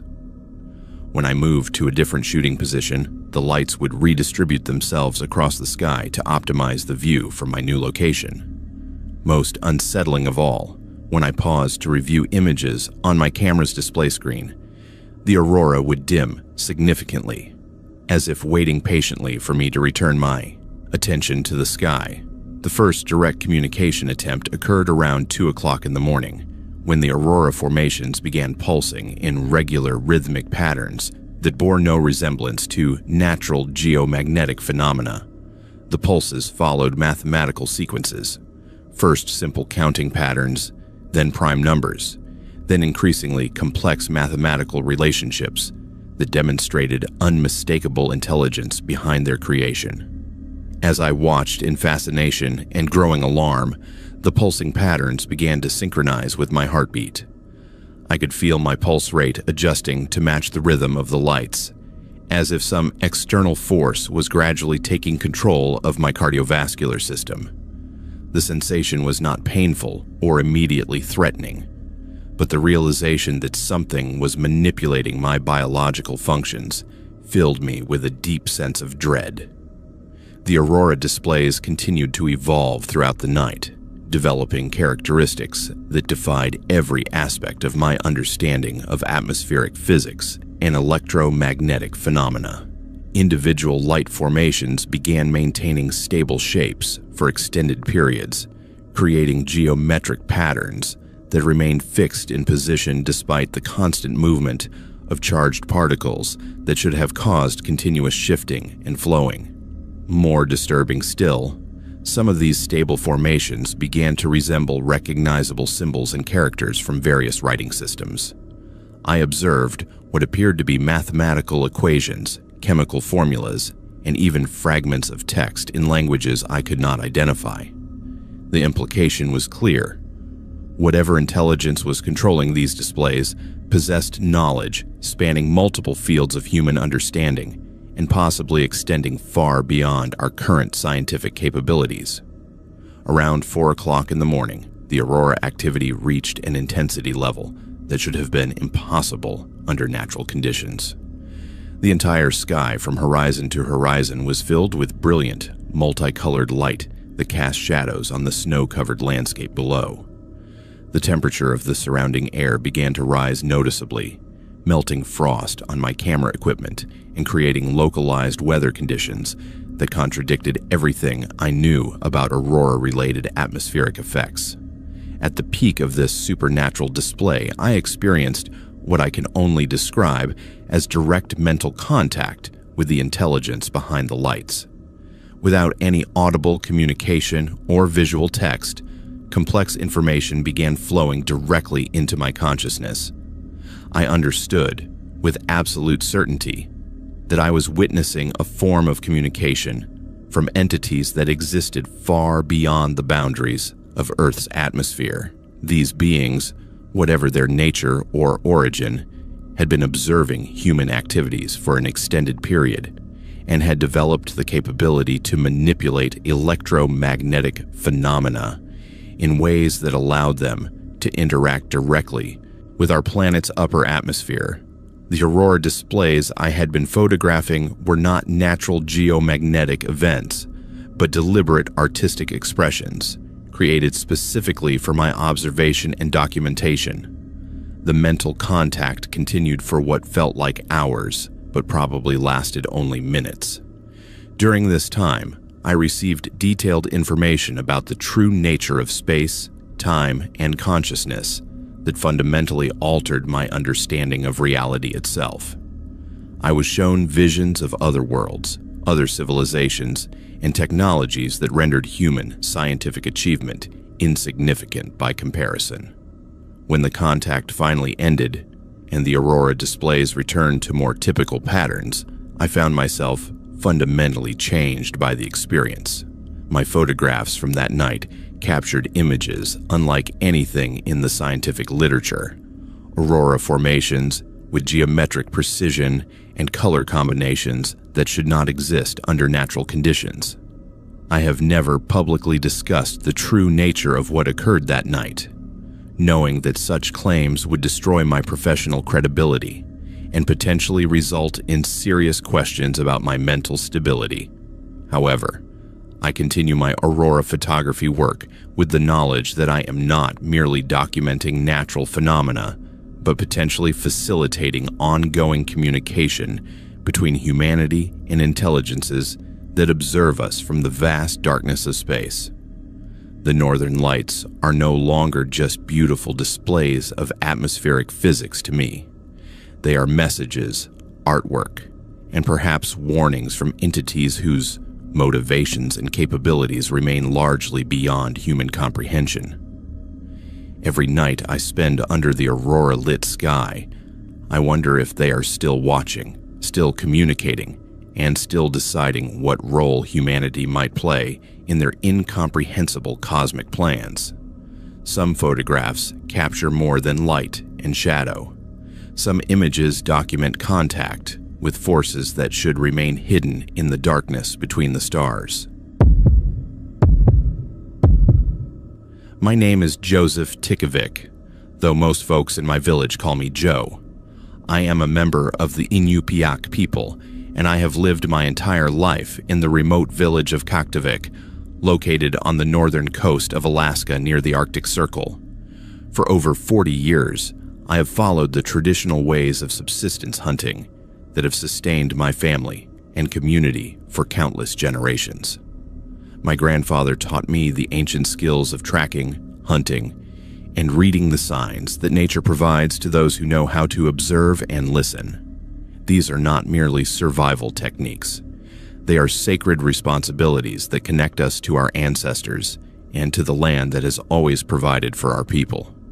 Subsistence hunting in the Arctic requires knowledge that cannot be learned from books or acquired through casual observation. You must understand the migration patterns of caribou, the behavioral cycles of seals and whales, and the seasonal movements of every animal that inhabits this harsh but generous landscape. More importantly, you must respect the spiritual aspects of hunting that govern the relationship between humans and the animal spirits that allow themselves to be taken for the survival of our families.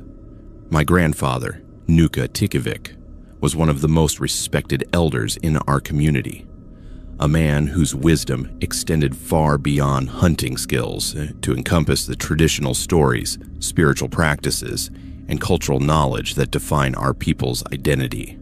From the time I was old enough to walk on the tundra, he taught me not only the practical aspects of hunting, but also the ancient protocols that ensure harmony between humans and the spirits that inhabit every living creature. Among the most important lessons my grandfather shared with me were the warnings about certain animals that should never be hunted under any circumstances. These were not ordinary creatures, he explained, but beings that possessed intelligence and supernatural abilities far beyond those of natural animals. He called them by names in our traditional language that roughly translate to those who wear false faces, or the mimickers. According to our oldest stories, these entities could take the form of any animal, but they retained human-level intelligence and harbored deep hatred for those who hunted without proper respect and spiritual preparation. The traditional warnings were very specific about how to recognize these dangerous beings. They would display behavior patterns that seemed almost human in their calculation and cunning. They would watch hunters from a distance, learning their habits and preferences. Most dangerous of all, they could perfectly imitate the calls and sounds of genuine animals, using these deceptions to lure hunters into isolated areas where they would become the prey rather than the predator. My grandfather emphasized repeatedly that these warnings were not mere folklore or primitive superstitions, but practical survival knowledge passed down through generations of hunters who had encountered these entities and lived to share their experiences with their descendants. He told me that the modern world's dismissal of such traditional knowledge had led to dangerous situations where young hunters, educated in Western schools, but ignorant of ancient wisdom, had disappeared or returned from hunting expeditions, fundamentally changed by encounters with forces they did not understand. For most of my adult life, I followed my grandfather's teachings faithfully, maintaining the proper spiritual protocols, respecting the traditional hunting seasons and restrictions, and avoiding the specific areas and situations that our ancestral knowledge identified as dangerous. I achieved considerable success as a hunter, providing meat for my family and contributing to the community's food security, while honoring the cultural practices that define our relationship with the land and its inhabitants. However, 3 years ago, pressures from the modern world began to challenge my adherence to traditional restrictions in ways that ultimately led to a confrontation with the very entities my grandfather had warned me about throughout my youth. Climate change had disrupted many of the traditional migration patterns that our community depended upon for subsistence hunting. Caribou herds were arriving later and in smaller numbers than historical patterns had predicted. Seal populations were being affected by changes in sea ice formation that made traditional hunting methods less reliable. At the same time, increasing costs for fuel, ammunition, and equipment meant that successful hunting expeditions were becoming more critical for my family's economic survival. During a particularly difficult winter, when our community's meat supplies were running dangerously low, I made the decision to venture into hunting areas that my grandfather had specifically warned me to avoid. These were remote valleys approximately 50 miles inland from our village, accessible only by snowmobile during the coldest months when the ground was frozen solid enough to support vehicular travel. According to traditional knowledge, these valleys were home to entities that our ancestors had learned to avoid through generations of bitter experience. The stories described creatures that appeared to be ordinary caribou or wolves, but possessed supernatural intelligence and the ability to coordinate complex hunting strategies against human prey. Most disturbing of all, these entities could perfectly mimic human voices, using the calls of lost hunters to lure rescuers into traps, where they too would disappear without a trace. Despite my lifelong respect for ancestral wisdom, the pressing needs of my family and community convinced me that modern hunting equipment and techniques would provide adequate protection against whatever dangers might exist in these forbidden areas. I rationalized that traditional warnings might have been based on encounters with natural predators that would pose little threat to a hunter armed with high-powered rifles and modern communication equipment. I departed for the Forbidden Valleys on a clear February morning, traveling by snowmobile and carrying enough supplies for a week-long expedition. The journey to the hunting area required 6 hours of travel across increasingly remote and desolate terrain. As I approached the valleys my grandfather had warned me about, I noticed an immediate change in the atmosphere and wildlife behavior that should have served as a clear warning to turn back immediately. The normal sounds of Arctic wildlife, the calls of ravens, the distant howling of wolves, the rustling movements of small mammals, became completely absent as I entered the valley system. The silence was so profound that I could hear my own heartbeat and breathing with unusual clarity. Even my snowmobile engine seemed muffled and distant, as if the sound was being absorbed by some invisible force that permeated the entire area. More unsettling still was the complete absence of tracks or signs from any animals whatsoever. In normal hunting areas, even during the harshest winter conditions, You can always find evidence of wildlife activity. Tracks in the snow, scat deposits, feeding areas where animals have dug through snow to reach vegetation. But these valleys showed no signs that any living creatures had ever inhabited or even passed through the area. On my second day in the Forbidden Territory, I began to notice that I was being observed and followed by entities that maintained their distance, but showed unmistakable signs of intelligence and coordination in their surveillance activities. Through my binoculars, I could see what appeared to be caribou positioned on ridges and hilltops surrounding my camping area, but their behavior was completely unlike that of natural animals. These creatures remained motionless for hours at a time, never grazing or moving in the restless patterns typical of caribou herds. They seemed to be positioned strategically to maintain visual contact with my location from multiple directions simultaneously. Most disturbing of all, when I moved to a different location within the valley, the watching animals would relocate in coordinated fashion to maintain their surveillance network around my new position. On the third night, the entities began attempting direct communication using perfectly replicated human voices. I was awakened around midnight by the sound of my own name being called from somewhere outside my tent. The voice was an exact duplicate of my wife's, complete with her distinctive accent and speech patterns. She was calling for help, claiming to be lost and injured somewhere in the darkness beyond my campsite. Every instinct developed through 40 years of traditional hunting experience told me that this was exactly the type of deception my grandfather had warned me about, but the emotional impact of hearing my wife's voice in distress was almost overwhelming. I came very close to leaving the safety of my shelter to investigate, and only the specific warnings about voice mimicry that had been drilled into me since childhood prevented me from falling into what was obviously a trap designed to exploit my natural protective instincts. The voice continued calling for help throughout the night, sometimes using my wife's voice, sometimes imitating my children, and occasionally replicating the voices of other community members who would have had no reason to be anywhere near my location. The psychological pressure of ignoring these pleas for help was intense, and I began to understand how hunters who were unfamiliar with traditional warnings could easily be lured away from safety by entities that understood exactly which emotional triggers would be most effective. The final confrontation occurred on my fourth day in the valley, when I decided that the situation had become too dangerous to continue and began preparations to return to my village. As I loaded my equipment onto the snowmobile, I was surrounded by a pack of creatures that had approached my campsite with coordinated stealth that would have been impossible for natural animals to achieve. What I saw defied every aspect of my understanding of normal wildlife behavior and biology. These entities appeared to be wolves, but they moved with upright posture and coordinated their actions with obvious intelligence and planning.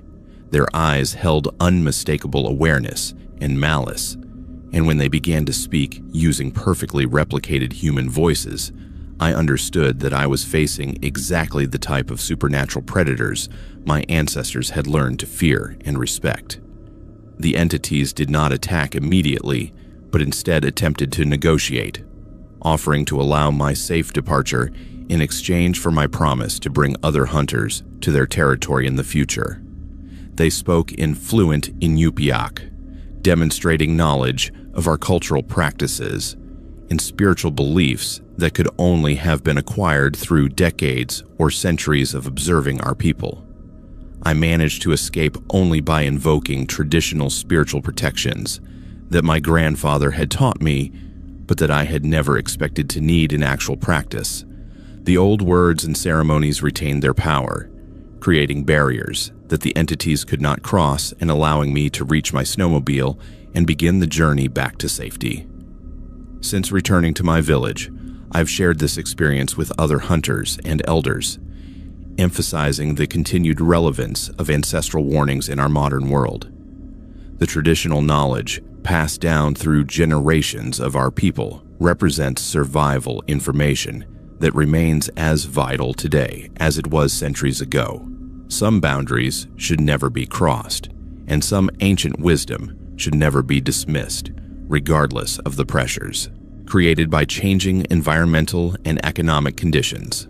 The land holds secrets that predate human presence in this region, and some of those secrets are better left undisturbed by those who hunt to survive rather than to conquer.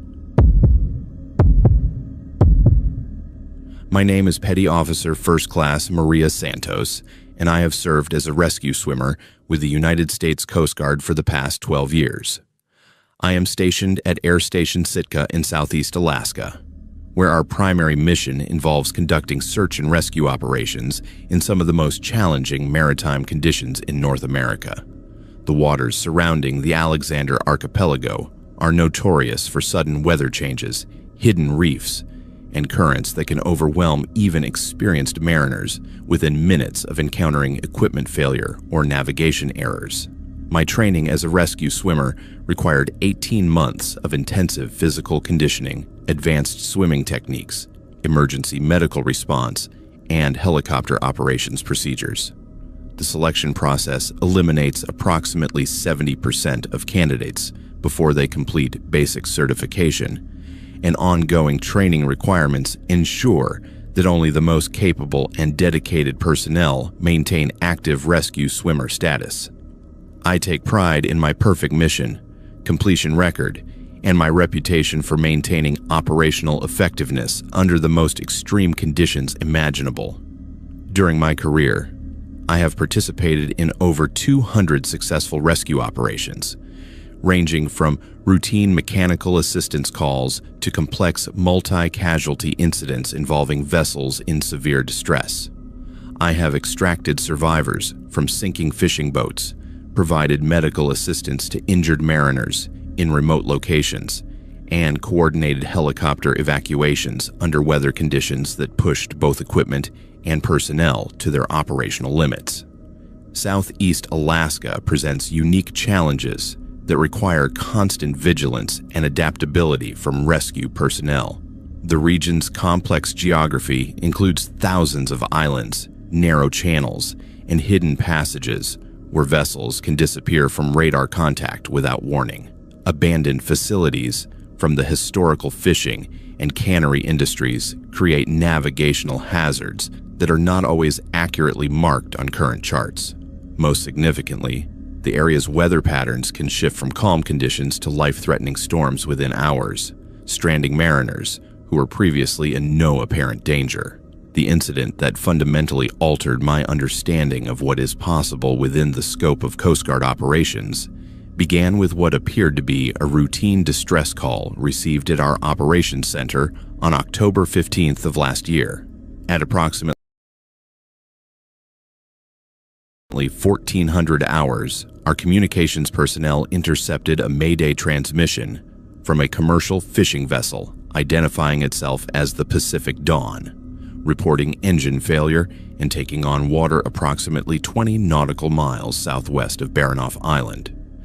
The initial distress call followed standard maritime emergency protocols, providing vessel identification, crew complement, and precise coordinates for their location.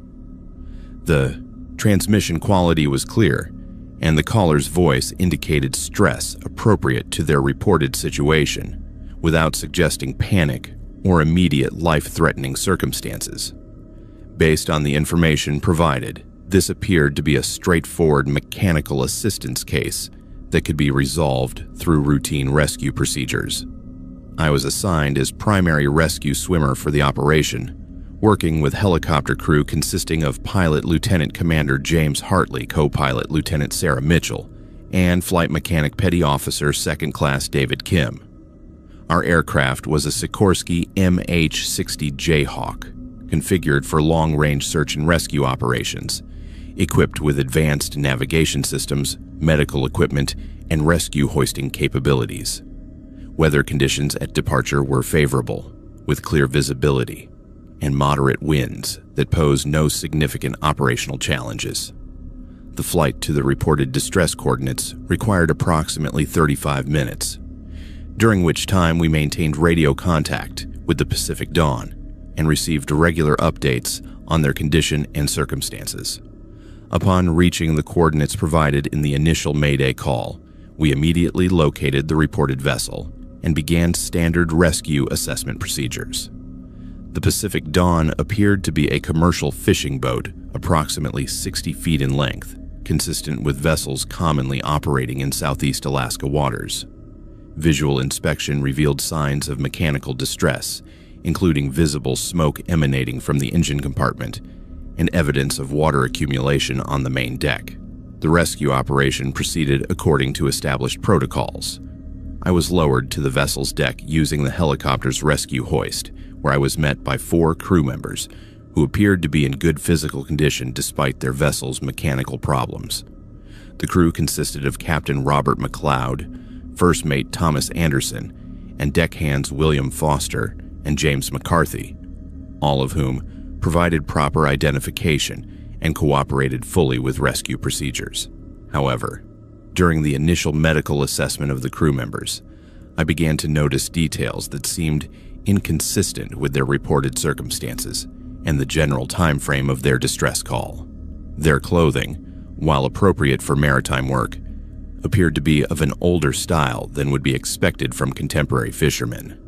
More puzzling still, their personal equipment and the vessel's fittings showed signs of age and wear patterns that suggested decades of use rather than normal operational aging.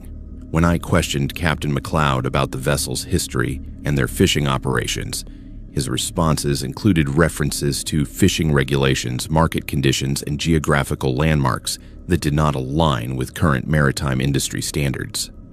He spoke about cannery operations and fishing areas using terminology that had been obsolete for several decades and mentioned prices for fish that were inconsistent with current market values. Despite these unusual details, the rescue operation continued without immediate complications. All 4 crew members were successfully hoisted aboard our helicopter, and we began the return flight to Air Station Sitka for standard post-rescue processing and debriefing procedures.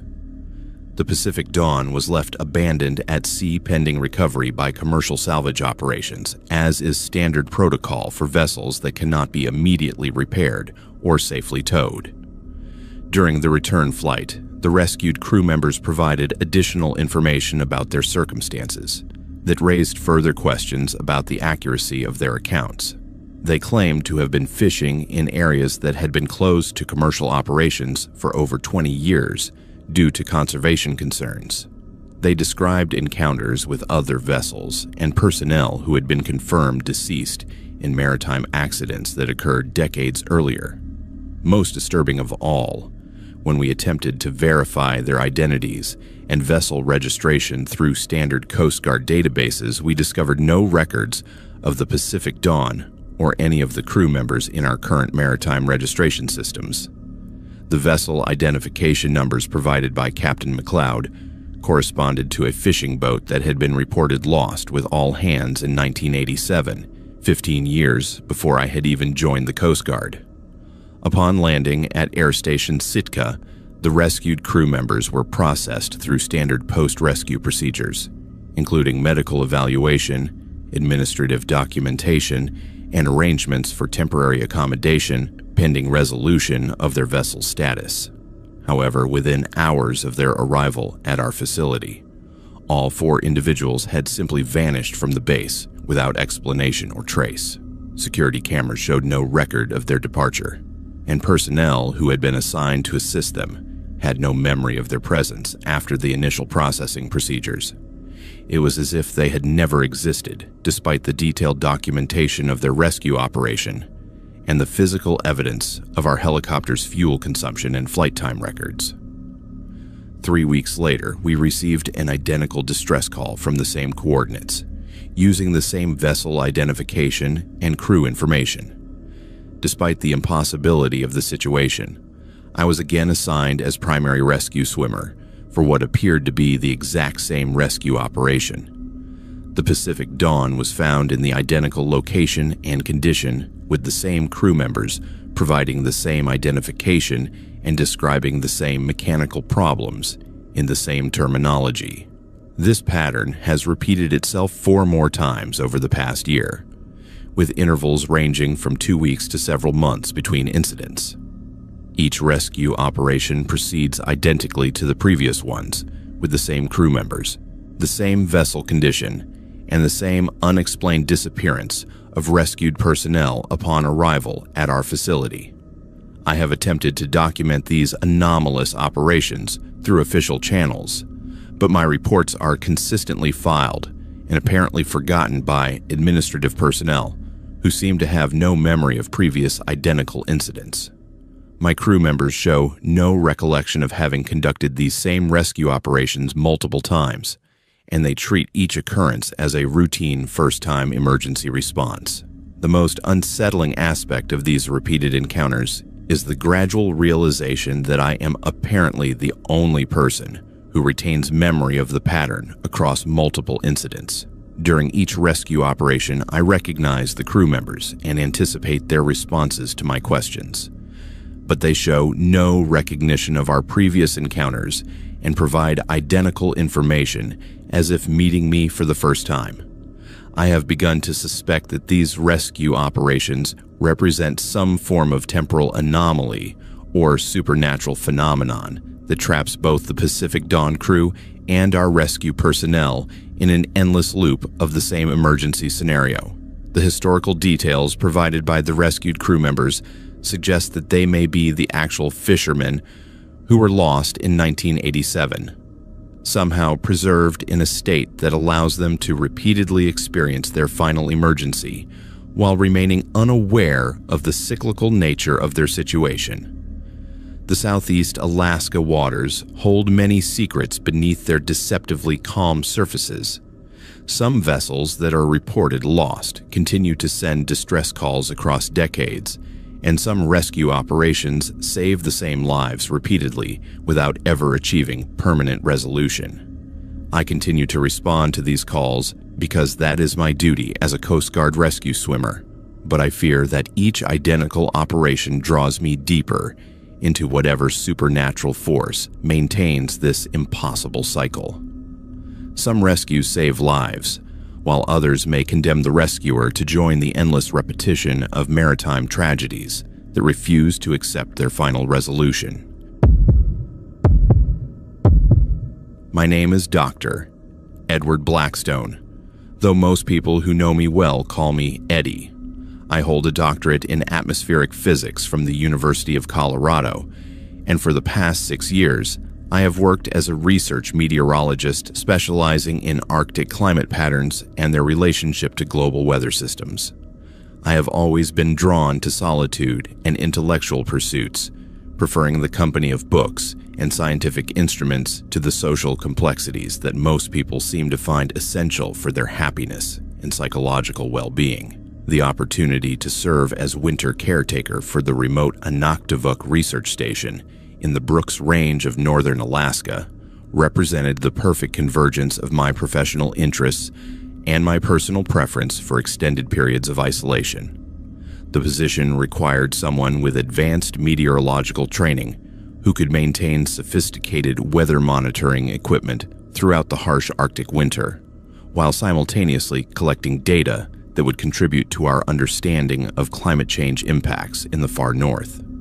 The research station is located approximately 200 miles north of the Arctic Circle, accessible only by small aircraft during the brief summer months when landing conditions permit safe operations on the facility's gravel airstrip.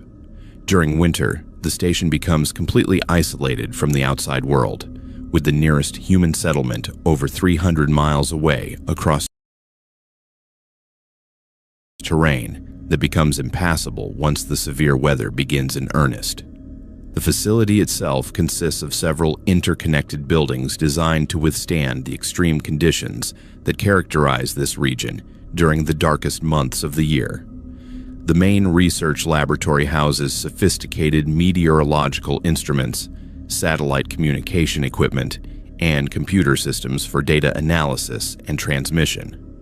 Adjacent structures include living quarters, a workshop for equipment maintenance, emergency supply storage, and backup power generation systems that ensure continued operation even during the most severe weather events. When I accepted the position, I was fully aware that I would be spending approximately 5 months in complete isolation, with no physical contact with other human beings from early November through late March.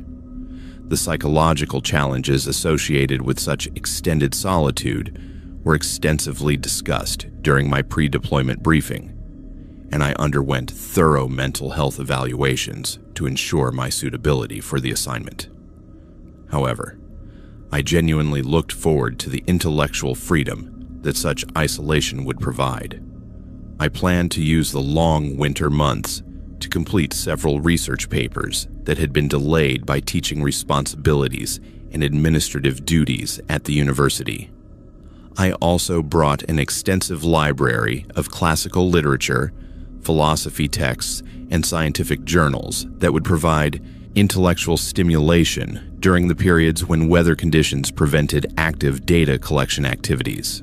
The first few weeks of my assignment proceeded exactly as I had anticipated.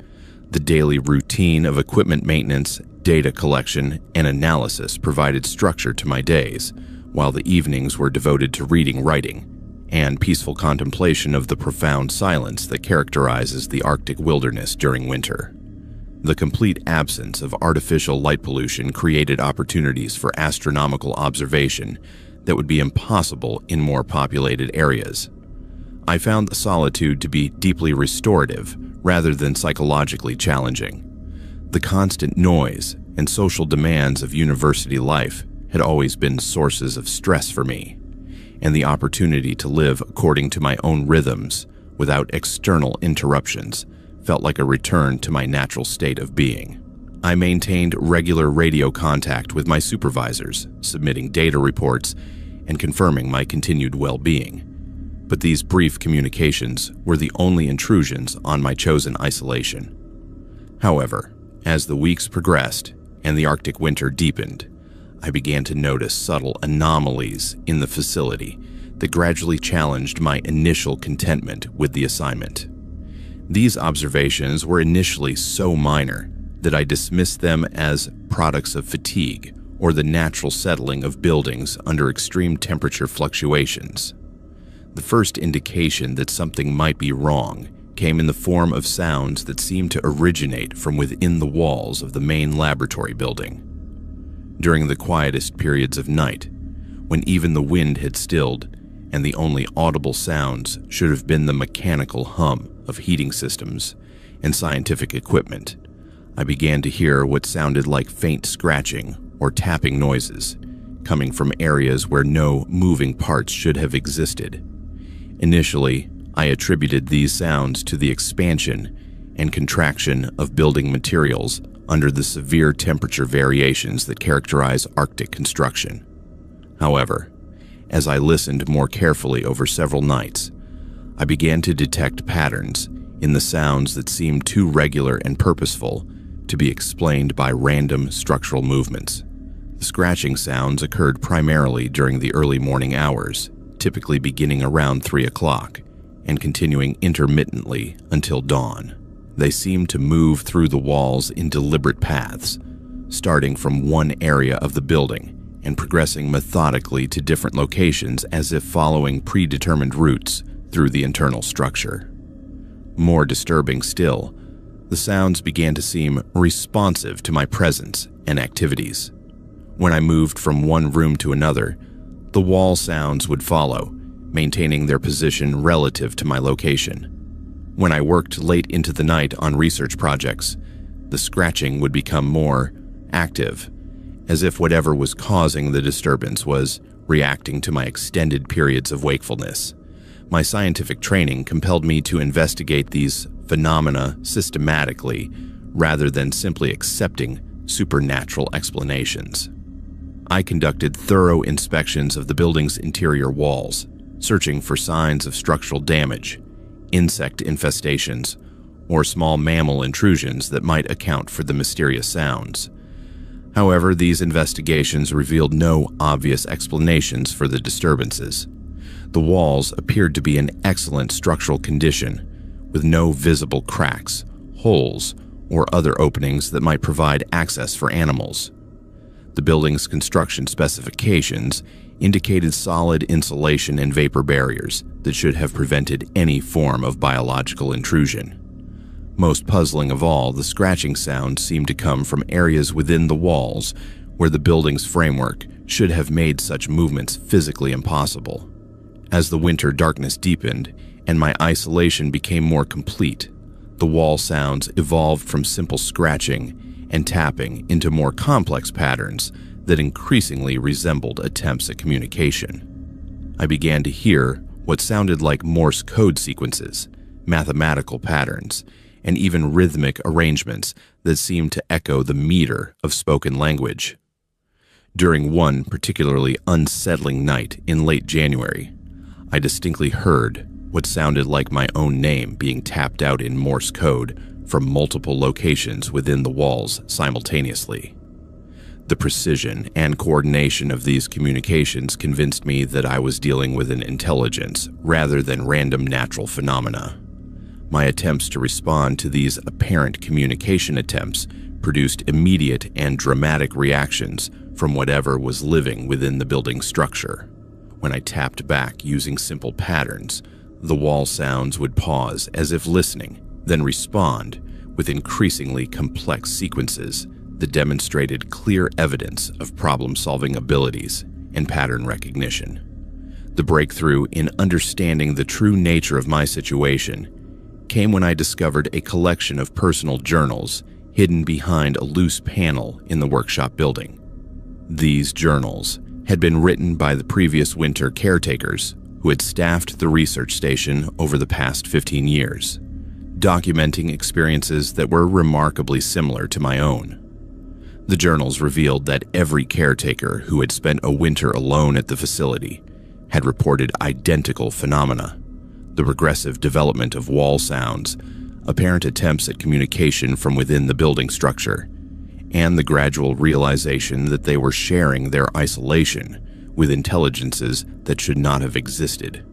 Most horrifying of all, the journals indicated that several previous caretakers had simply disappeared during their assignments with no trace found, despite extensive search and rescue operations conducted the following spring. The final entries in these incomplete journals described increasing interactions with the wall dwellers and growing curiosity about their true nature and intentions. The last complete journal, written by Dr. Margaret Henley 3 winters earlier, provided the most detailed account of what she had discovered about the entities living within the research station. According to her observations, the wall dwellers were the preserved consciousness of previous caretakers who had become permanently integrated into the facility's structure through some form of supernatural transformation. Dr. Henley's final entries described her growing understanding that the isolation and psychological pressure of the assignment created conditions that allowed these trapped consciousnesses to gradually influence and eventually absorb new caretakers into their collective existence. The process was apparently gradual and subtle, beginning with simple communication attempts and progressing through increasing psychological integration until the boundary between the living caretaker and the wall dwellers became completely dissolved. As I read these accounts, I realized that my own experiences were following the exact same progression described by my predecessors. The wall sounds had become more frequent and complex. I was spending increasing amounts of time attempting to communicate with them, and I had begun to feel a growing sense of companionship with these invisible presences that contradicted my initial preference for complete solitude. Most alarmingly, I had begun to lose track of time and to experience periods where I could not account for hours of activity. During these missing periods, I would discover evidence of tasks completed and equipment maintained that I had no memory of performing. The realization that I was gradually losing my individual identity to the collective consciousness trapped within the research station galvanized me into action. Using the emergency communication equipment, I contacted my supervisors and requested immediate extraction, claiming a medical emergency that required urgent evacuation. The rescue flight arrived within 48 hours, battling severe weather conditions to reach the isolated facility. As I prepared to leave, I could hear frantic scratching and tapping from throughout the building, as if the wall dwellers were attempting to prevent my departure or communicate some final message. I have never returned to the Inuktitut research station, and I have recommended that the facility be permanently closed and the buildings demolished. However, I understand that budget constraints and scientific priorities have prevented implementation of my recommendations, and the station continues to operate with rotating caretaker assignments.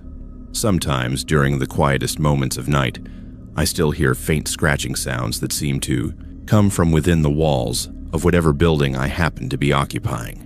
I fear that my exposure to the entities at the research station may have created a permanent connection that transcends physical distance, and that I may eventually join the collective consciousness that continues to expand its influence with each new caretaker who accepts the isolation of that cursed facility.